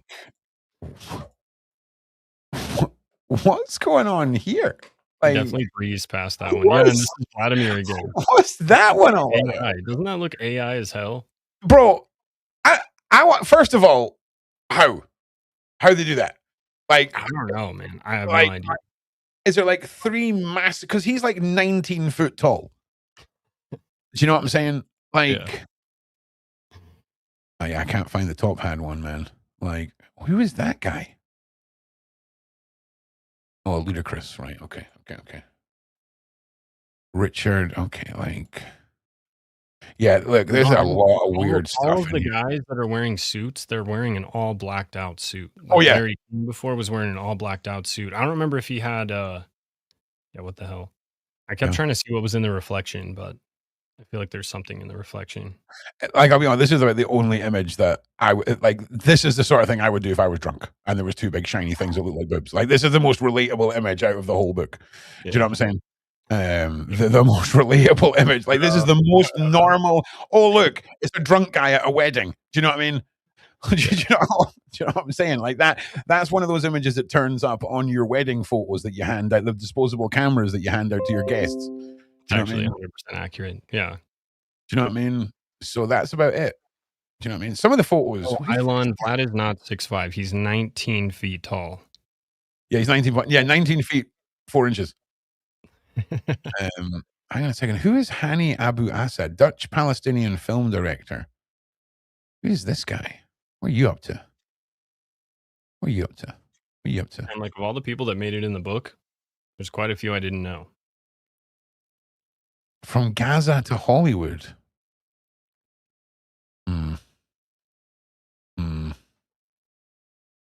Interesting. I'm now just profiling the people. Just to be clear, that are in here. That was straight up. That was a straight up. I've been tainted by the actions of my own government. Okay. I'm totally on board with that. I feel that was straight up profiling that the subconscious profiling that just took place there. Okay. I seen his name and I went, danger, danger, danger. And I had to Google it. Right. So just admitting that's what happened. Okay. I'm going to try and grow as a person. And my government has ruined me. All right. It's not my fault. I've been conditioned this way now. So we are aware Dolly is dead. We are aware Dolly is dead. But I mean, listen, shout out Dolly Parton, 80 years old. What a career. Do you know what I mean? Smashed it, mate. Like that is the equivalent of, I mean, I don't know. I mean, she probably had some bad times, but I mean, 80 years old, smashed her career. The whole world knows who your name is and thinks you're awesome. Do you know what I mean? What a legacy. What a woman. What a freaking the amount of stuff she was involved with and like got set up and is credited or has her name on is pretty insane. I'm like, wow. Hell yeah. But 80 years old, what a life. Absolutely life. Her plastic was Dolly was the producer of Hayden's show Nashville. Wait, what? Know that. You know what? She was also the producer of Buffy the Vampire Slayer. Right. No. We can't just be like she was the producer on Hayden's show and then no. Now we have to talk about Dolly Parton and now she was assassinated. Okay, that's how quickly a YouTuber turns a story for clickbait. Okay. Well, and then you saw the Taylor Swift stuff too with her throwing up the horns asking for their badly about Taylor Swift. Don't you talk badly about Taylor Swift. Okay. I've been over this, Nick. We kill her. She gets taken out last. Okay. I'm sure. Once we've taken out all the other evildoers, we take out Taylor Swift last. I'm pretty sure she's on our side. Okay. She's a spy for our side, undercover for their side. You know what I'm saying? I could see that. Dolly Parton produced. What was the name of the show, bro? Nashville and Buffy the Vampire Slayer. What sort of a word is Nashville? How do you spell that? Nashville. That is the. Oh no! You spell it as it sounds, right? Nash and then Ville. Okay, yeah, exactly. Sorry, sometimes my brain is just like of Tennessee. I'm pretty sure, right? Yeah. So Dolly Parton. Hang on, Dolly Parton. Did Dolly Parton? Because I just need to clarify that. That is wild. Good job, chat. What did chat do? They're the ones that told me about that. Oh, okay. Yeah, well, don't believe them all the time. That They'll was just, like they'll just tell you some stuff. well, yeah, you got to double check. Kind of like AI. You can't trust it. Yeah. Nashville was like the last big show that she was actually in before she kind of fell off the map a little bit. Okay. Hayden. And then Yeah. Buffy the Vampire Slayer is the show that Michelle Trachtenberg was in with Sarah Michelle Gellar, and both those girls were in Ice Princess, and now they both dead. The show Nashville. Okay, here we go.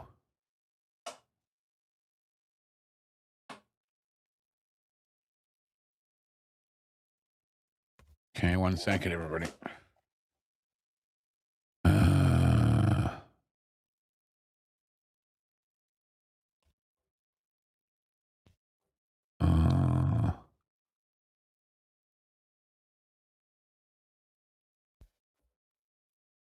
Sarah, I might have to throw this one over at you. If you can find us a link with Dolly Parton and producing Nashville. Probably on IMDb. Yeah. I mean, I'm on Wikipedia for some freaking stupid reason. It's usually good for basic facts like this. Don't listen. It'll hear you. It doesn't need any more gassing up. Wikipedia doesn't need to hear you talking nicely about it. It doesn't need it. Okay. It's already asking me for $3. And do I want to lose the world's greatest source of information? The greatest source. Who writes the information? Anyone on the internet. Brilliant. You definitely need to be donating. It's a fancy Reddit, is what it is, mate. It's just a curated Reddit. Let's see. I'll just search for the show itself. I'm sorry, Tanya. Are you hosting this? Are we handing it over to you? I think not. Young lady. How dare you? So producers here. Wait. Hang on. Let's just later. Let me just do a cheeky. Oh shit. Control F. Dolly. Lots of actors in this shit. Okay, I can't find anything. Okay, hang on here. Sarah's doing it. Okay. Dolly Parton co-founded the entertainment production company Sand Dollar Productions with her former manager Sandy Galen, and her projects have spanned television, film, network series, and productions. That's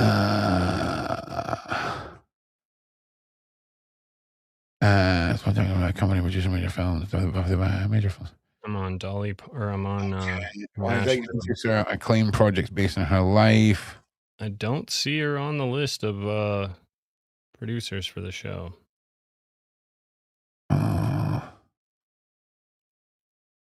You kind of left me on a cliffhanger here, Sarah. I'm not going to lie. Yeah, I don't feel like she is, though. I just found the producers. Sometimes she just likes to be involved, Nick. Sometimes she just likes to be involved, and she'll just send me the same thing that I've just said, but in a long-winded paragraph, and let me read it out because she's a legend. Because she's a legend like that. Legend. She really is. She knows I'm not going to read it before I read it out loud, so I'm just going to go straight in. But okay, so let's just assume that. Well, let's just hope that we got that wrong, right? Because Dolly Parton kind of gives me. I've been through everything that you possibly could go through as a female actress and singer in Hollywood throughout a time where women like a time where women had two options, like housewife or secretary school. Do you know what I mean? Like that period of time, bro, right? And she gives me like protect the young girl under her wing vibes. I could be wrong. She might be a maniac. I have no idea. But she gives me that kind of vibe. Come here, darling. Let me keep you safe from those greasy old men. Like that kind of vibe. Do you know what I mean? Yeah, exactly. Totally feel that. Yeah, especially with like lately. I don't know. The plastic surgery did not do her well. That's for sure. Or did it do her great? Maybe it did. Yeah, I can't. You ever think about that? You ever think about that? DJ Petrovsky. Do you ever think it came out real well? I Actually. didn't think about that. Yeah, no, I really didn't. Exactly. Jesus. So Yeah. She's like, how can you mess this up but make it look good? her hair, I want to give her a shout out to Hairspray as well for the Dolly Parton's earlier era. I looked at some of her hairstyles today when I was looking up our sad past, and man, there's women did hair different back then, right? Yeah, there's no They did updos hair anymore. different, bro. Like different. Girls, bring back the updo girls. Where that at? Do you know what else has gone out of fashion? Massive shoulder pads that women used to wear in the 80s. Like, what were they about, ladies? Like, what was that about? Anyway, Not true. Shoulder pads have been readopted by the looks maxing community, and guys are wearing shoulder pads to make themselves look like they're actually more Chad-like. Oh my god! So they're making a comeback just on the other side. Oh my god! Dude, the looks maxing thing, clavicular and all that is freaking hilarious and weird as hell. Like, listen, the gym stuff, I can respect it, right? Smashing yourself in the face with a hammer, right, to make your cheekbones more prominent. I could watch that, bro. I could watch people do that all day, right? Yeah. Because what are you doing? Like, what are you doing, mate? You will do it all day too, which is crazy, bro. It's just bananas. Like, that's the world. That's teenagers. Do you know what I'm saying? That's the crazy thing. It's true. Like, do you know how a little of a rat's ass I gave about my cheekbones when I was like 17, 18 years old? Zero. I think I'd said the word cheekbone twice in my life, right? And I mispronounced chicken wing. Do you know what I'm saying? Yeah. Like, it's bonkers, man. Yep. Right. So we've side quested really quite spectacularly. That was probably one of our top side quests. I do believe, Nick. We do outdo ourselves. So look, let's just get a conclusion to this before we jump on to our next thing, because the Room 23 stuff, the book itself, well, let's just for safety's reasons call it peculiar. Okay, artistic, sure, is the reason that we think there's something weird there. The long list of unalived people, yes. The long list of females who have had catastrophic life unalivings, or what I would describe as mild mental health breakdowns, Lindsay Lohan. But here's another one for you. Like Drew Barrymore, okay? Hollywood starlet at the age of 8, in rehab at the age of 12, okay? Alcohol and drugs. Yeah, the story, bro, if you really want to depress yourself, go and look at the story of E.T. and Drew Barrymore, okay? Damn. Yeah. And Drew Barrymore's mother, right? And I don't know what Drew Barrymore did or has that she got to break away and has a talk show and like looks like she has the vibe of a woman who has one of the tapes and has made 10 copies and given it to 10 of her friends and made it very clear that if anything happens to her, that shit's going public. That's the vibe Drew Barrymore gives me. Because by all accounts, Drew Barrymore should be the #1 train wreck of Hollywood. Just going off of the statistics of what she's been through. That's why. That's wild. I'm going to look into that for sure. Bro, it's bananas. It's bananas. Steven. That was like one of my first Hollywood crushes for sure. Bro, I wish I was exaggerating. Actually, let me just pull up the facts for you, right? Because I wish I was exaggerating, because Ron does sometimes say things that are a bit over the top. Not when it comes to facts, though. But this one's mad. No facts given. Oh, bro, that needs to go on a fucking t-shirt. Yeah, for right. Real. That's a banger. If anyone asks, I said that. We're going to AI out this bit of the video so that it was Ron that said that. Okay. That's fair. I'll relinquish credit. Nah, man, that's a belter, an absolute belt. No facts given. That's Twitter, right? And that's most of the internet, mate. It's genius. Yeah, for real. Oh, the comments crack me up more than anything online. Like, I'll just go through a couple comments and just start laughing so hard. People are hilarious.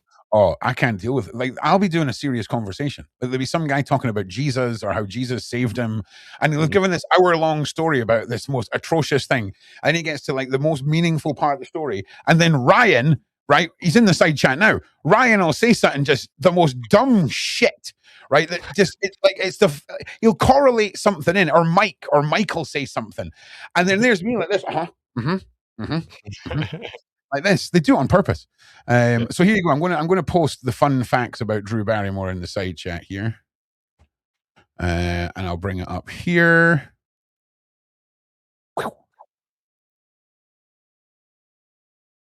Key events: Barrymore's addiction journey began drinking alcohol at 9. Okay, and she's not from Scotland. Just in case you think this is normal everyday life. If this was in Scotland, normal things.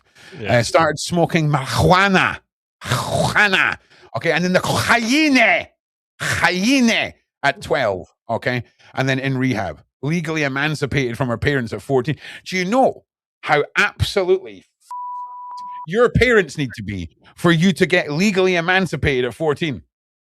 Yeah, that's pretty wild. That is kind of wild. I wonder what happened to her after that. Like, where she had to be maybe like cared for by her grandparents or something? Like, what the hell? Well, listen.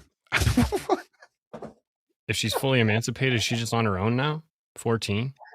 Bro, I thought you meant in her career. Oh, and no. then you were like, she's living with her grandparents. No, man. I was like, I don't know, like what she would. You were actually concerned.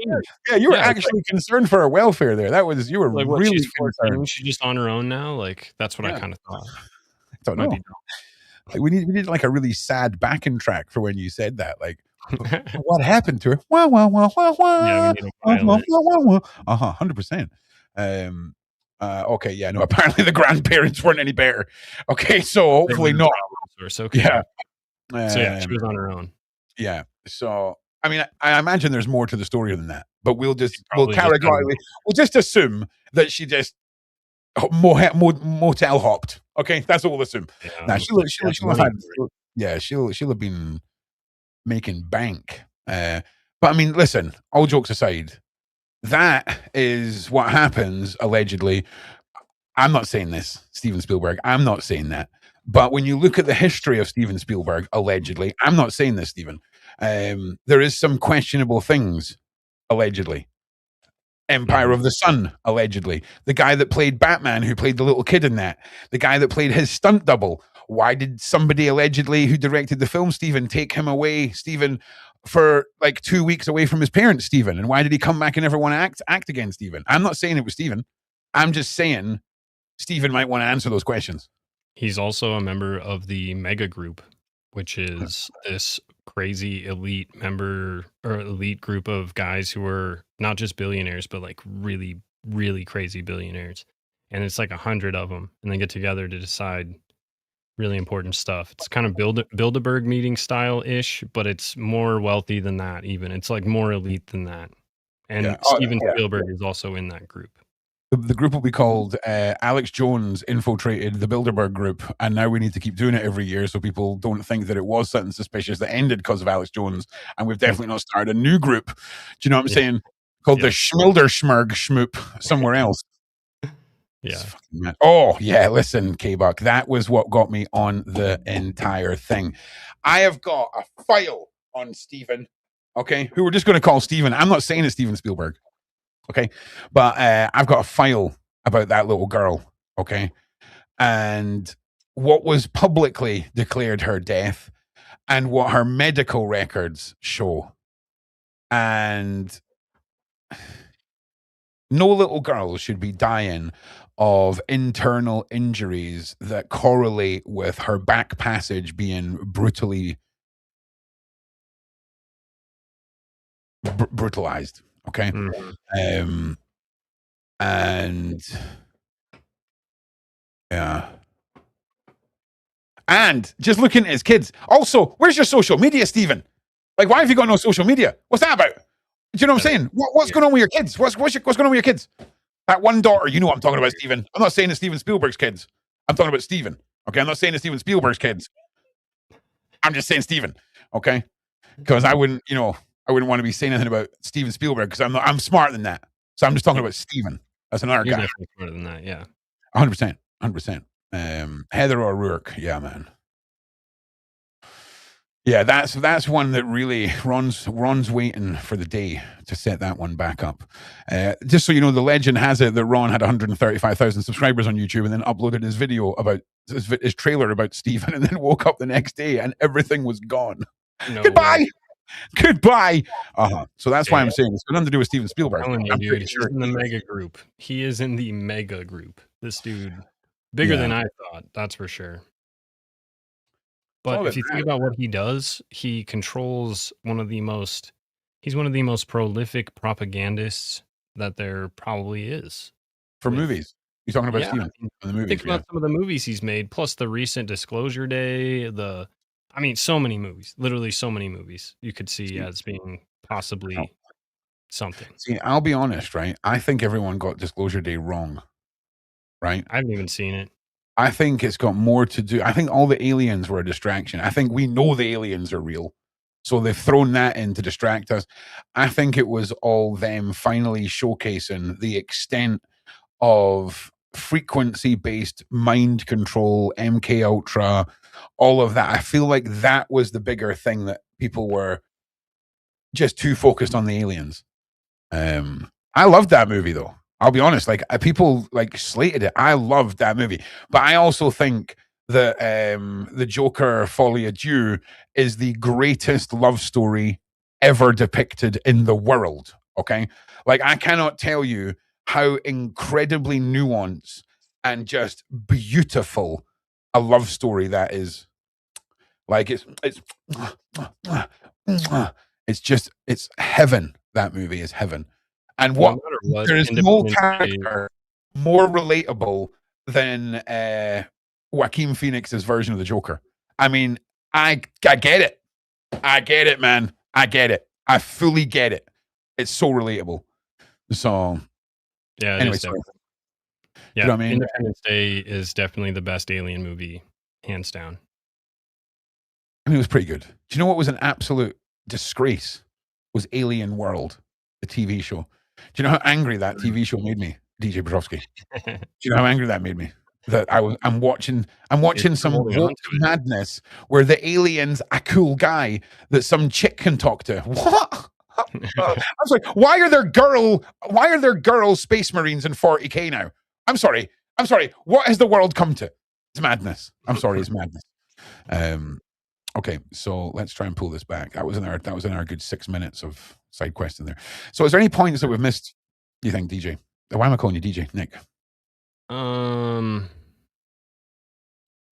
Not necessarily. I don't we didn't bring up the silent children stuff much. We kind of touched on it just vaguely.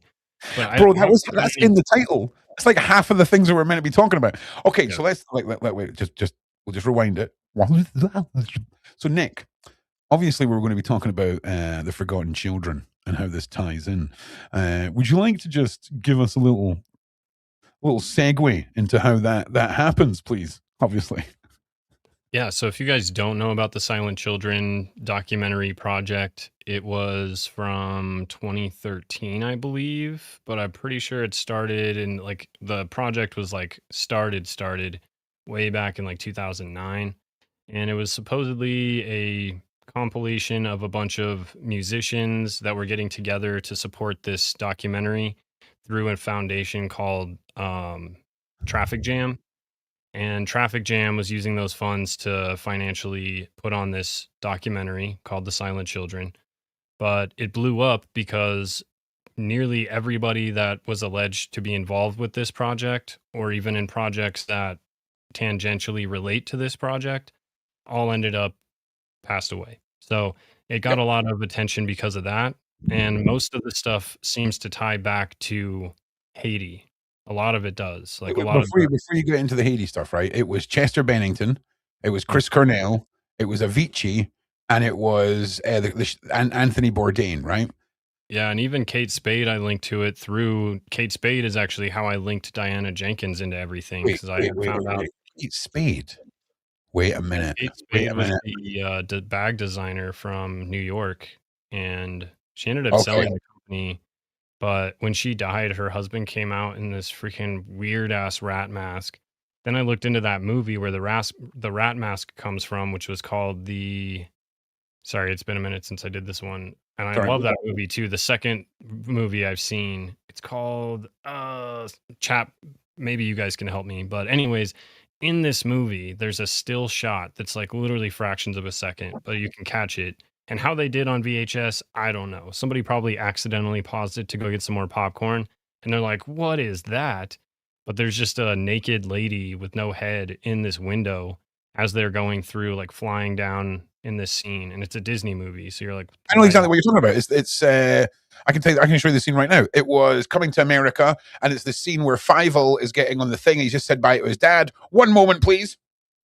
Yeah, and so that Coming to America. What was the name? What was the movie with Fievel? Coming to America is the one with Aqual. That's what's his name? Called the guy that keeps having kids and then telling the mums to piss off. Blade. What's his name? Wesley Snipes. Wesley Snipes. I might have just talking about the new Blade. You're talking about the white Blade character, which is Ryan Reynolds, right? There's not a white Blade. They started doing a remake of Blade. No, with Ryan Blade Reynolds. is no. The only person that's ever going to play Blade is Wesley Snipes. Trust me. That's exactly what I said. I was like, I love Ryan Reynolds. Eddie Murphy, thank you. Oh my God, we are two white dudes that just completely the first black dude that came to both of our brains. We were just like, it's that guy. Eddie Murphy, yeah. Why were we talking about Eddie Murphy? Oh, Coming to America. Fievel. Yeah. Okay, hang on. Right. So Disney. No, it's not Ratatouille. It's called like it's Fievel Goes West. Or like the event. Fievel Goes West, Naked Lady. Trust me, if there's a hidden naked lady in something, I know where it is. Okay. I really can't think okay, so here's the movie. It's an American tale. Fievel Goes West. Okay. This is the movie. This is a different movie than I was talking about, so I'm curious what you found. Oh, really? Yeah. Oh, okay. Well, I mean, okay. Is this the right movie?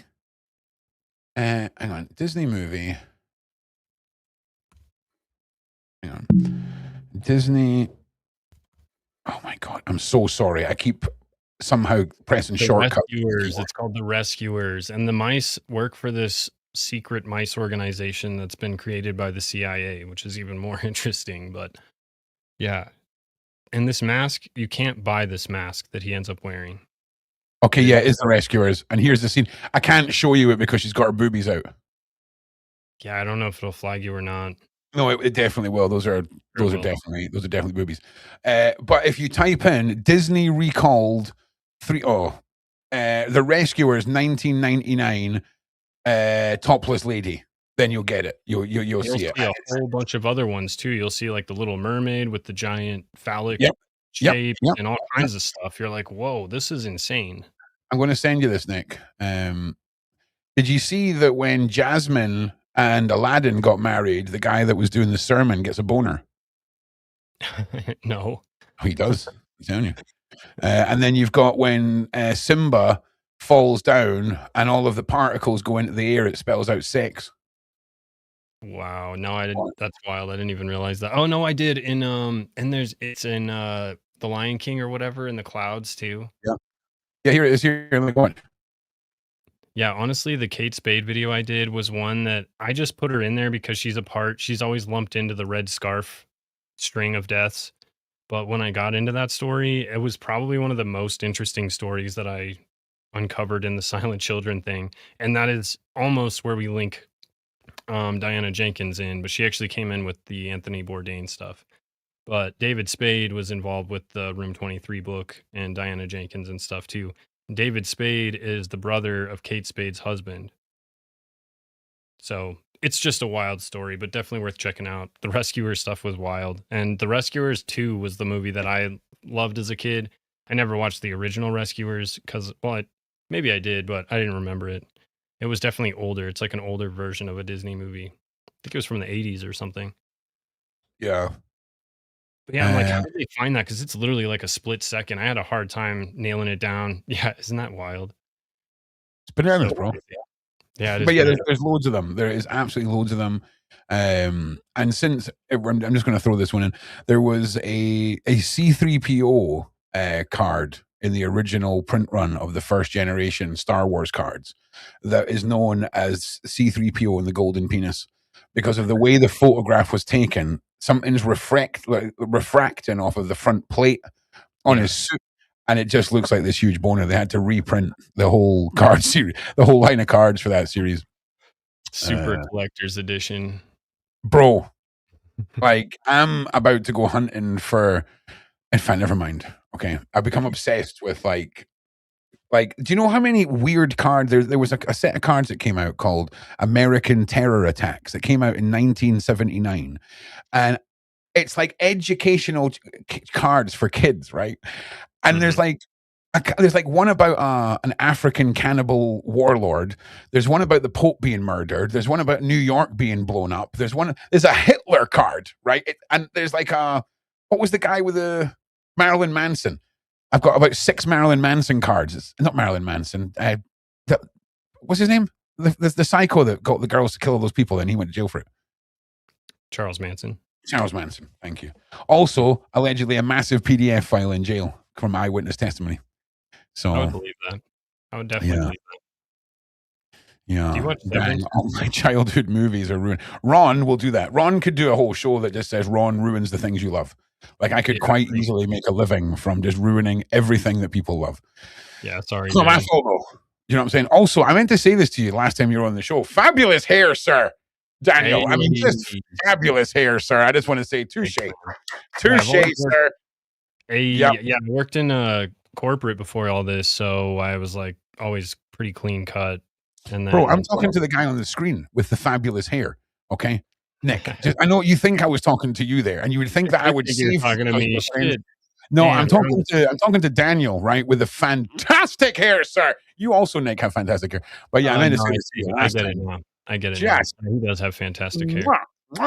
Beautiful, sir. So the silent children. The last time we spoke about this, I sent you with my theory on this. Do you remember me telling you? Your theory has been, I've kind of adopted your theory because it seems to make the most sense the more that I've thought about it. Yeah. Well, look, you tell him, Ron, tell him the truth about the Johnny Depp trial. Ron has no idea. Apparently someone pooped in a bed. That's about as much as I know about the Johnny Depp trial. I'm not going to lie. I think, what was I doing during the Johnny Depp trial? Okay, fucking...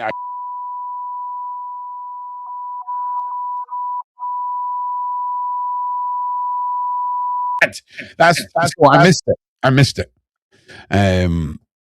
But I heard someone pooped. And apparently Johnny didn't do it. Bitches be crazy. Basically, bitches be crazy. That's basically, if you were to sum up the Johnny Depp trial, I think bitches be crazy sums it up pretty well. So Jesus Christ, what were that? We were just about to talk about something. Oh yeah, it was my theory, right? So do you want to tell it? Or I can tell it. You tell it. No, you should go for it. It's your theory. So if I was an evil group of people, right, and I was getting concerned that there was high profile individuals with evidence or stories, right, even if, say, 2 of them had hard evidence and the rest of them just had stories, that means they all have evidence in the eyes of the public, right? It's just going to merge into one. I would say, hey everyone, why don't we all get together in one room? If you've got evidence of all of the naughty shenanigans going on, how about we do a project? And then when everybody comes forward, you just shoot them. Metaphorically, of course, you do it in a much more subtle way. But what better way than under the guise of taking down evil than getting everyone to come forward, painting them all as depressed lunatics, and having a series of unalivings happen? What a message does that send? Bro, what message does that? So when people are like, why don't celebrities come forward? They try, and then they get bourdained. Yep. 2 birds, 1 stone. Bananas, bro. Like, and it's so in your face. Do you know what I mean? It really is. Like, it's obvious.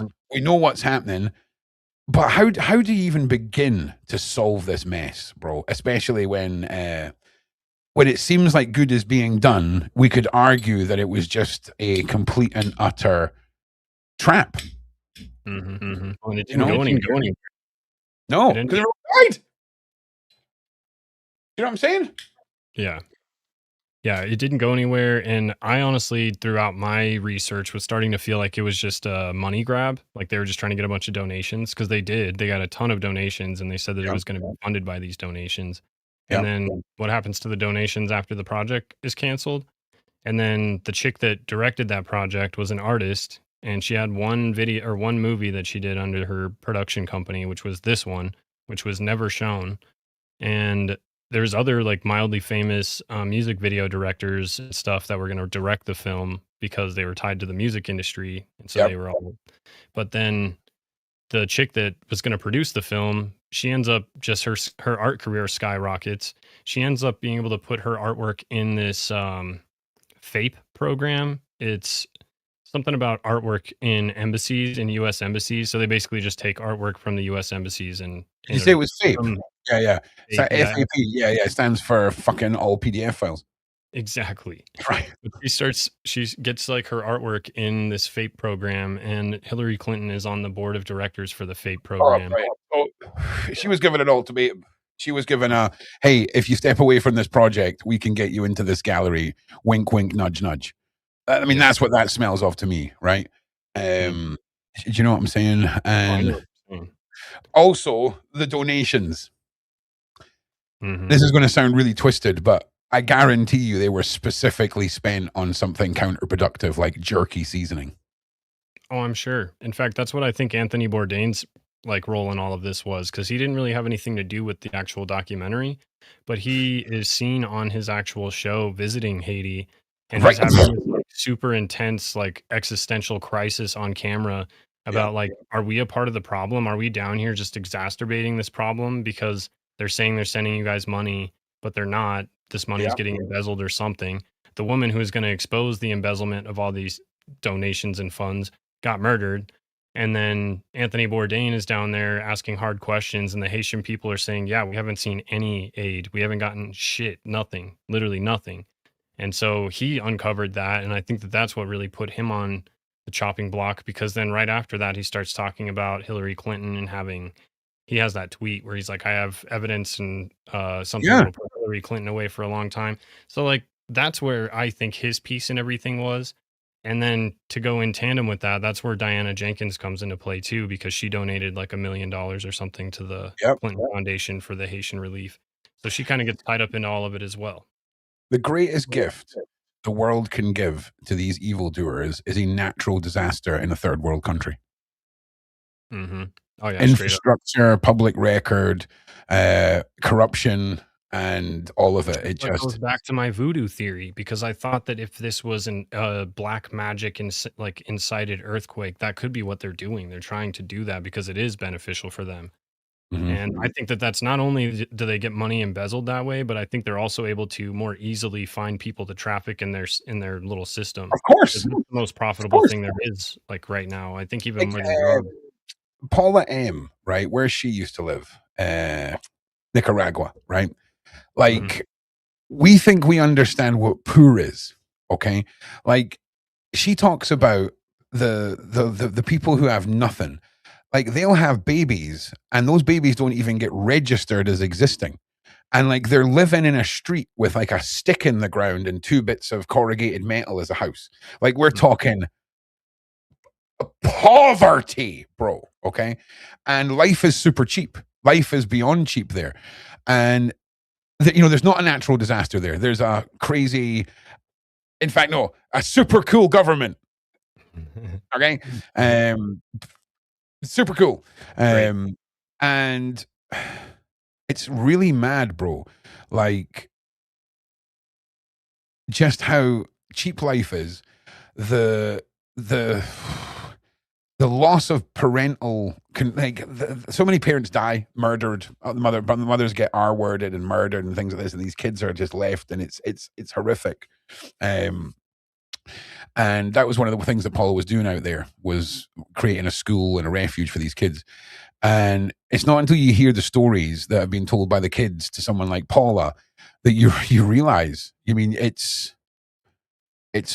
horrific, and we can't comprehend it here. Like, we cannot truly comprehend what actual, real, insane poverty is. No, so true. We really can't. We'll see glimpses of what we think is real poverty, right, in our own countries. But somebody who lives on the street with nothing on the streets of California and someone who lives on the streets of Nicaragua with nothing, sure, on paper, they're both homeless people, right? But man, are they living different lives. I mean, 100%. Different lives.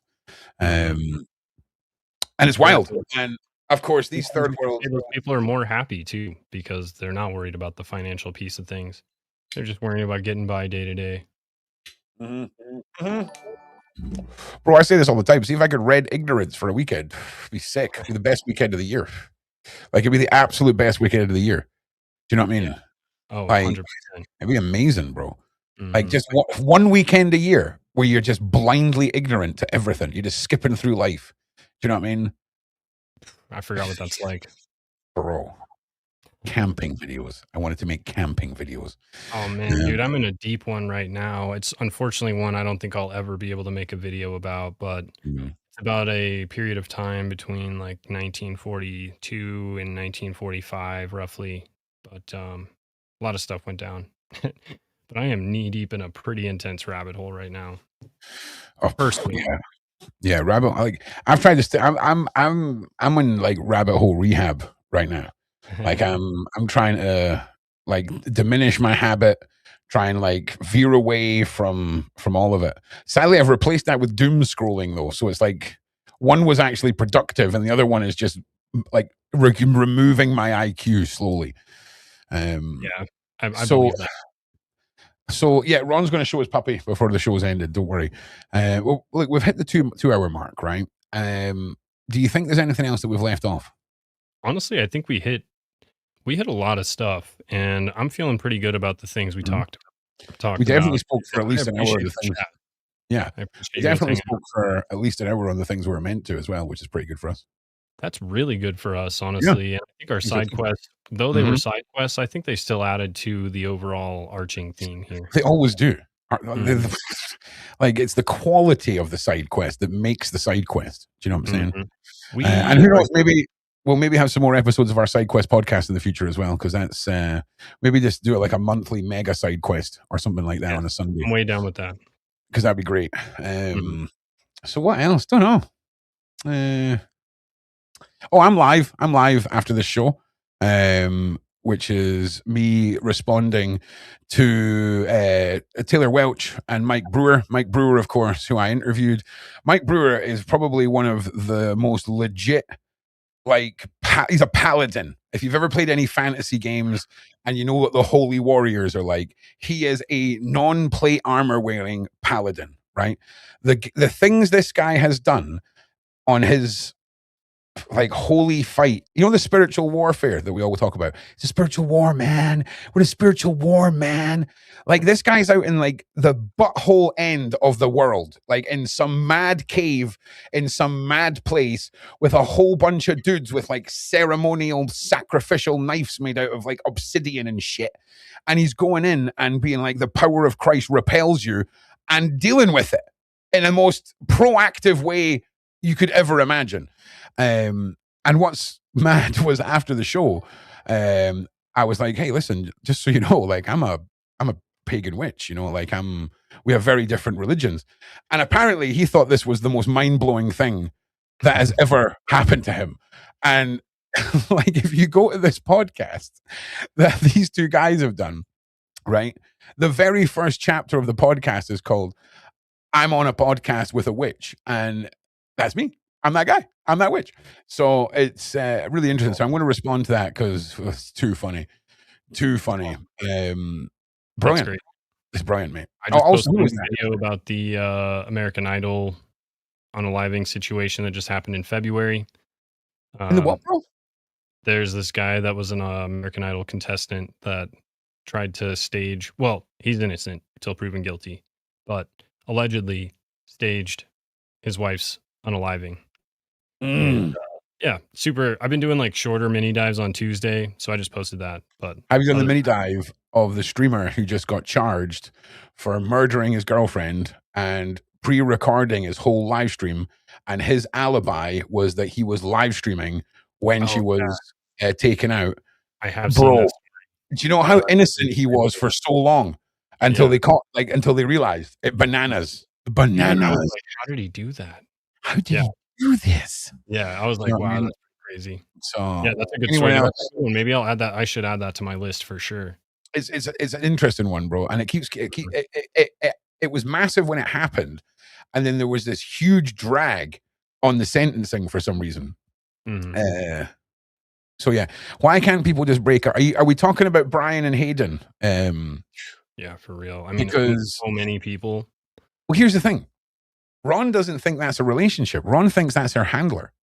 So when you hear her saying that she is no longer with him, sure, she might not be with him emotionally, and he keeps popping up everywhere. She's having to hire like teams and all, like security. But like again, when you look at what happens when you use the devil's breath on someone, like here's the thing. If I was to go and meet Nick right now and I had a pocket full of devil's breath and I blew a little bit on his face and I said, "You're going to get on a flight now, Nick. You're going to get on a flight to freaking Belgium, right? You're just going to get on that flight and be like, brilliant, I'm off to Belgium. Off you go." Do you know what I'm saying? Like, there's no, you got to understand, like, people who are under the effect of this substance, they don't look like they're under the effect of a substance. They are acting completely normal, and that is, if you've seen Blink twice, they talk about it in that. Vice have been talking about it for 15 years. It is the no. So I can't say the word, but I can show you on screen, and this is your homework, Daniel, right? So, and also you, Nick, because if you've not seen this, then you need to get up. You need to be, I think it's like 35 minutes. Oh, I haven't seen it, but I know what you're talking about. But I'm definitely going to watch this now. Bro, after you've watched it, message me and just think about if that would have been the tour guide that you hired if you're in Colombia, okay? All right. Like,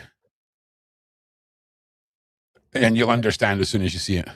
All right, here we go. So here's a documentary, The World's Scariest Substance, right here. Here is, hang on.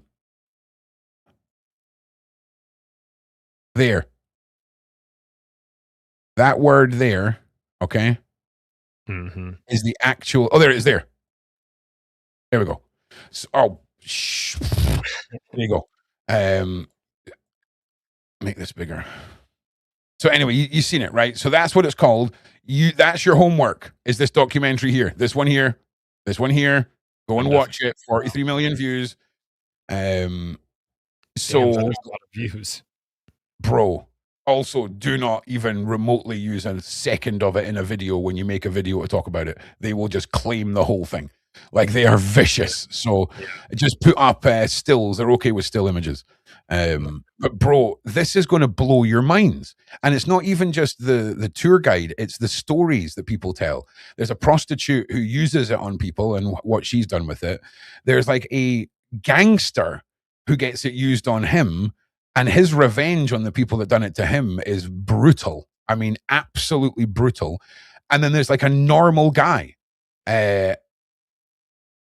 It's bananas, right? Wow. That's and it's crazy. So yeah, you need to go and watch that. Everyone needs to watch that, because you need to get, it was Video Very 09. It was in the Schwepstein files. So yeah. Also, do you know who else is in the Schwepstein files? The guy that is the co-owner of PSA Grading, the grading card company that grades the Pokemon and sports cards, right? Really? Now, I know that's a bit off the wall, but what's that all about? I have to look into that. What's that all about? Yeah, that's. Do you know what I'm saying? Random people that popped up in there. The owner of PSA Grading. Mad. And the conspiracies behind that are just as layered as well. Yeah, I bet. Like, mate, it's bizarre. Like, the Pokemon card just sold for $16.5 million because of a regrading that took place at PSA to make it a PSA 9 to a PSA 10. Look, you're almost falling asleep with this story, but you're holding on, Nick, right? I hear you. $16.5 million. Can you put in chat your channel? Yes, I can. So here is the link to my next stream. All my links are in the description. Yeah. And I tell you what, I think the record for a TCG card is about to be broken by a 10-year-old boy out in America who went to his summer camp this year. And his dad said, when you get home, we're going to open one box of the new baseball Topps trading cards. And they got a signed dual logo card from the 2 MVPs of the year. And on the back of their uniforms, there's a gold Whiteman patch instead of a blue and red baseball patch. It's a gold one, gold and black. So it's both of their patches off their jersey and their signature, the 2 MVPs. This card will never exist again. It's a one of one. And I think it's going to go for between 18 and 21 million. Easy. Wow, that's crazy. Freaking Easy, card. Wild. Bro, you've no idea. Like, you have no idea the investment bro world. Like, you've got all of the like Arab Emirate princes seeing this as a legible investment now, and it's bananas. Anyway, we're not here to talk about that, but Ron could talk about that all day. All right, so listen, Ron's going to be live. Nick, what's coming up for you next? What's in Petrovsky land? Well, to be honest, I was going to talk about Michelle Trachtenberg because of her links with Hayden, but I think I'm going to save that for next week and probably talk about Dolly Parton this week. I've got a full deep dive that I do every Friday. And then on Mondays, I go live with my fiance, Kim. Yep. We've been talking about the Lindsay Clancy trial because she's been obsessed with that. And then, Right. Yeah, but that's what I got on the horizon. Like, where are you landed on that?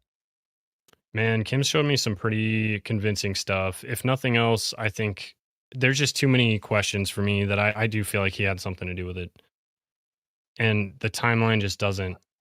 That just 18 minutes is a real tight window. Bro. Do you know what? I'm just going to agree and just say shout out Kim, right? Hope the show goes great.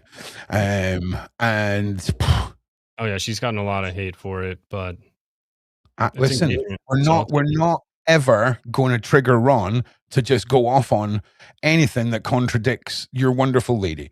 So plus it's the end of the show, and yeah, but no buts. Actually, we're just going to leave it there. Growth, personal growth. So yeah, but look, I hope you guys have a good show. Make sure everyone likes and subscribe. Your links are down in the description. Thanks for having me on. We'll see you again soon, Nick. We'll get this monthly thing planned for a Sunday, maybe like the first or last month, because that's easy for our brains to remember. That's fine. Of the month. The Side Quest podcast on a Sunday. So Ron's crazy off-topic day is going to be Sunday. Seems so yeah. But listen, we've got Wax Unfiltered coming this week. We've got Maverick, the Maverick approach this week as well. We've got some good interviews. Ron just needs to get the thumbnails done. So before you call me or message me, Sarah, I'm going to get the thumbnails done.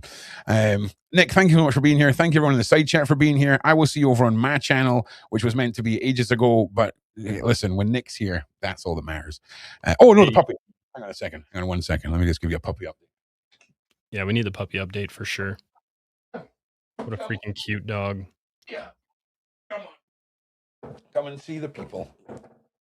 I know. Oh, what a freaking... Yeah, I just want to just like crush him. He's so cute. Yeah. Oh, what a freaking adorable dog, dude. I want to say something. Yeah. They wouldn't be saying that if they could smell the gas coming out of you. I know. You want to say something? You going to say something? You going to say something? Good boy. Oh, yes. You going to say something? You going to speak? Nah, not quite there yet. A bit shy. That's all right. I remember my first live stream. I know. His name's Storm. There's the... Oh, look at the guy. You're cute. So he is basically as soft as a cloud. Like, he's so soft. Also, he's got blonde ears. Like, he's got blonde ears, and look at the size of the paws. Like, he's gonna be massive. And his legs. He's got Kate Moss legs. Hey, got a Kate Moss legs. Yeah, you got a Kate Moss legs. Right. Okay. Now we've got to get him down. He hates getting put back down. Right, come on, you got this. Yes. But basically, he's a baby Falcor from Neverending Story. Does look like that. Baby Falcor. Yeah.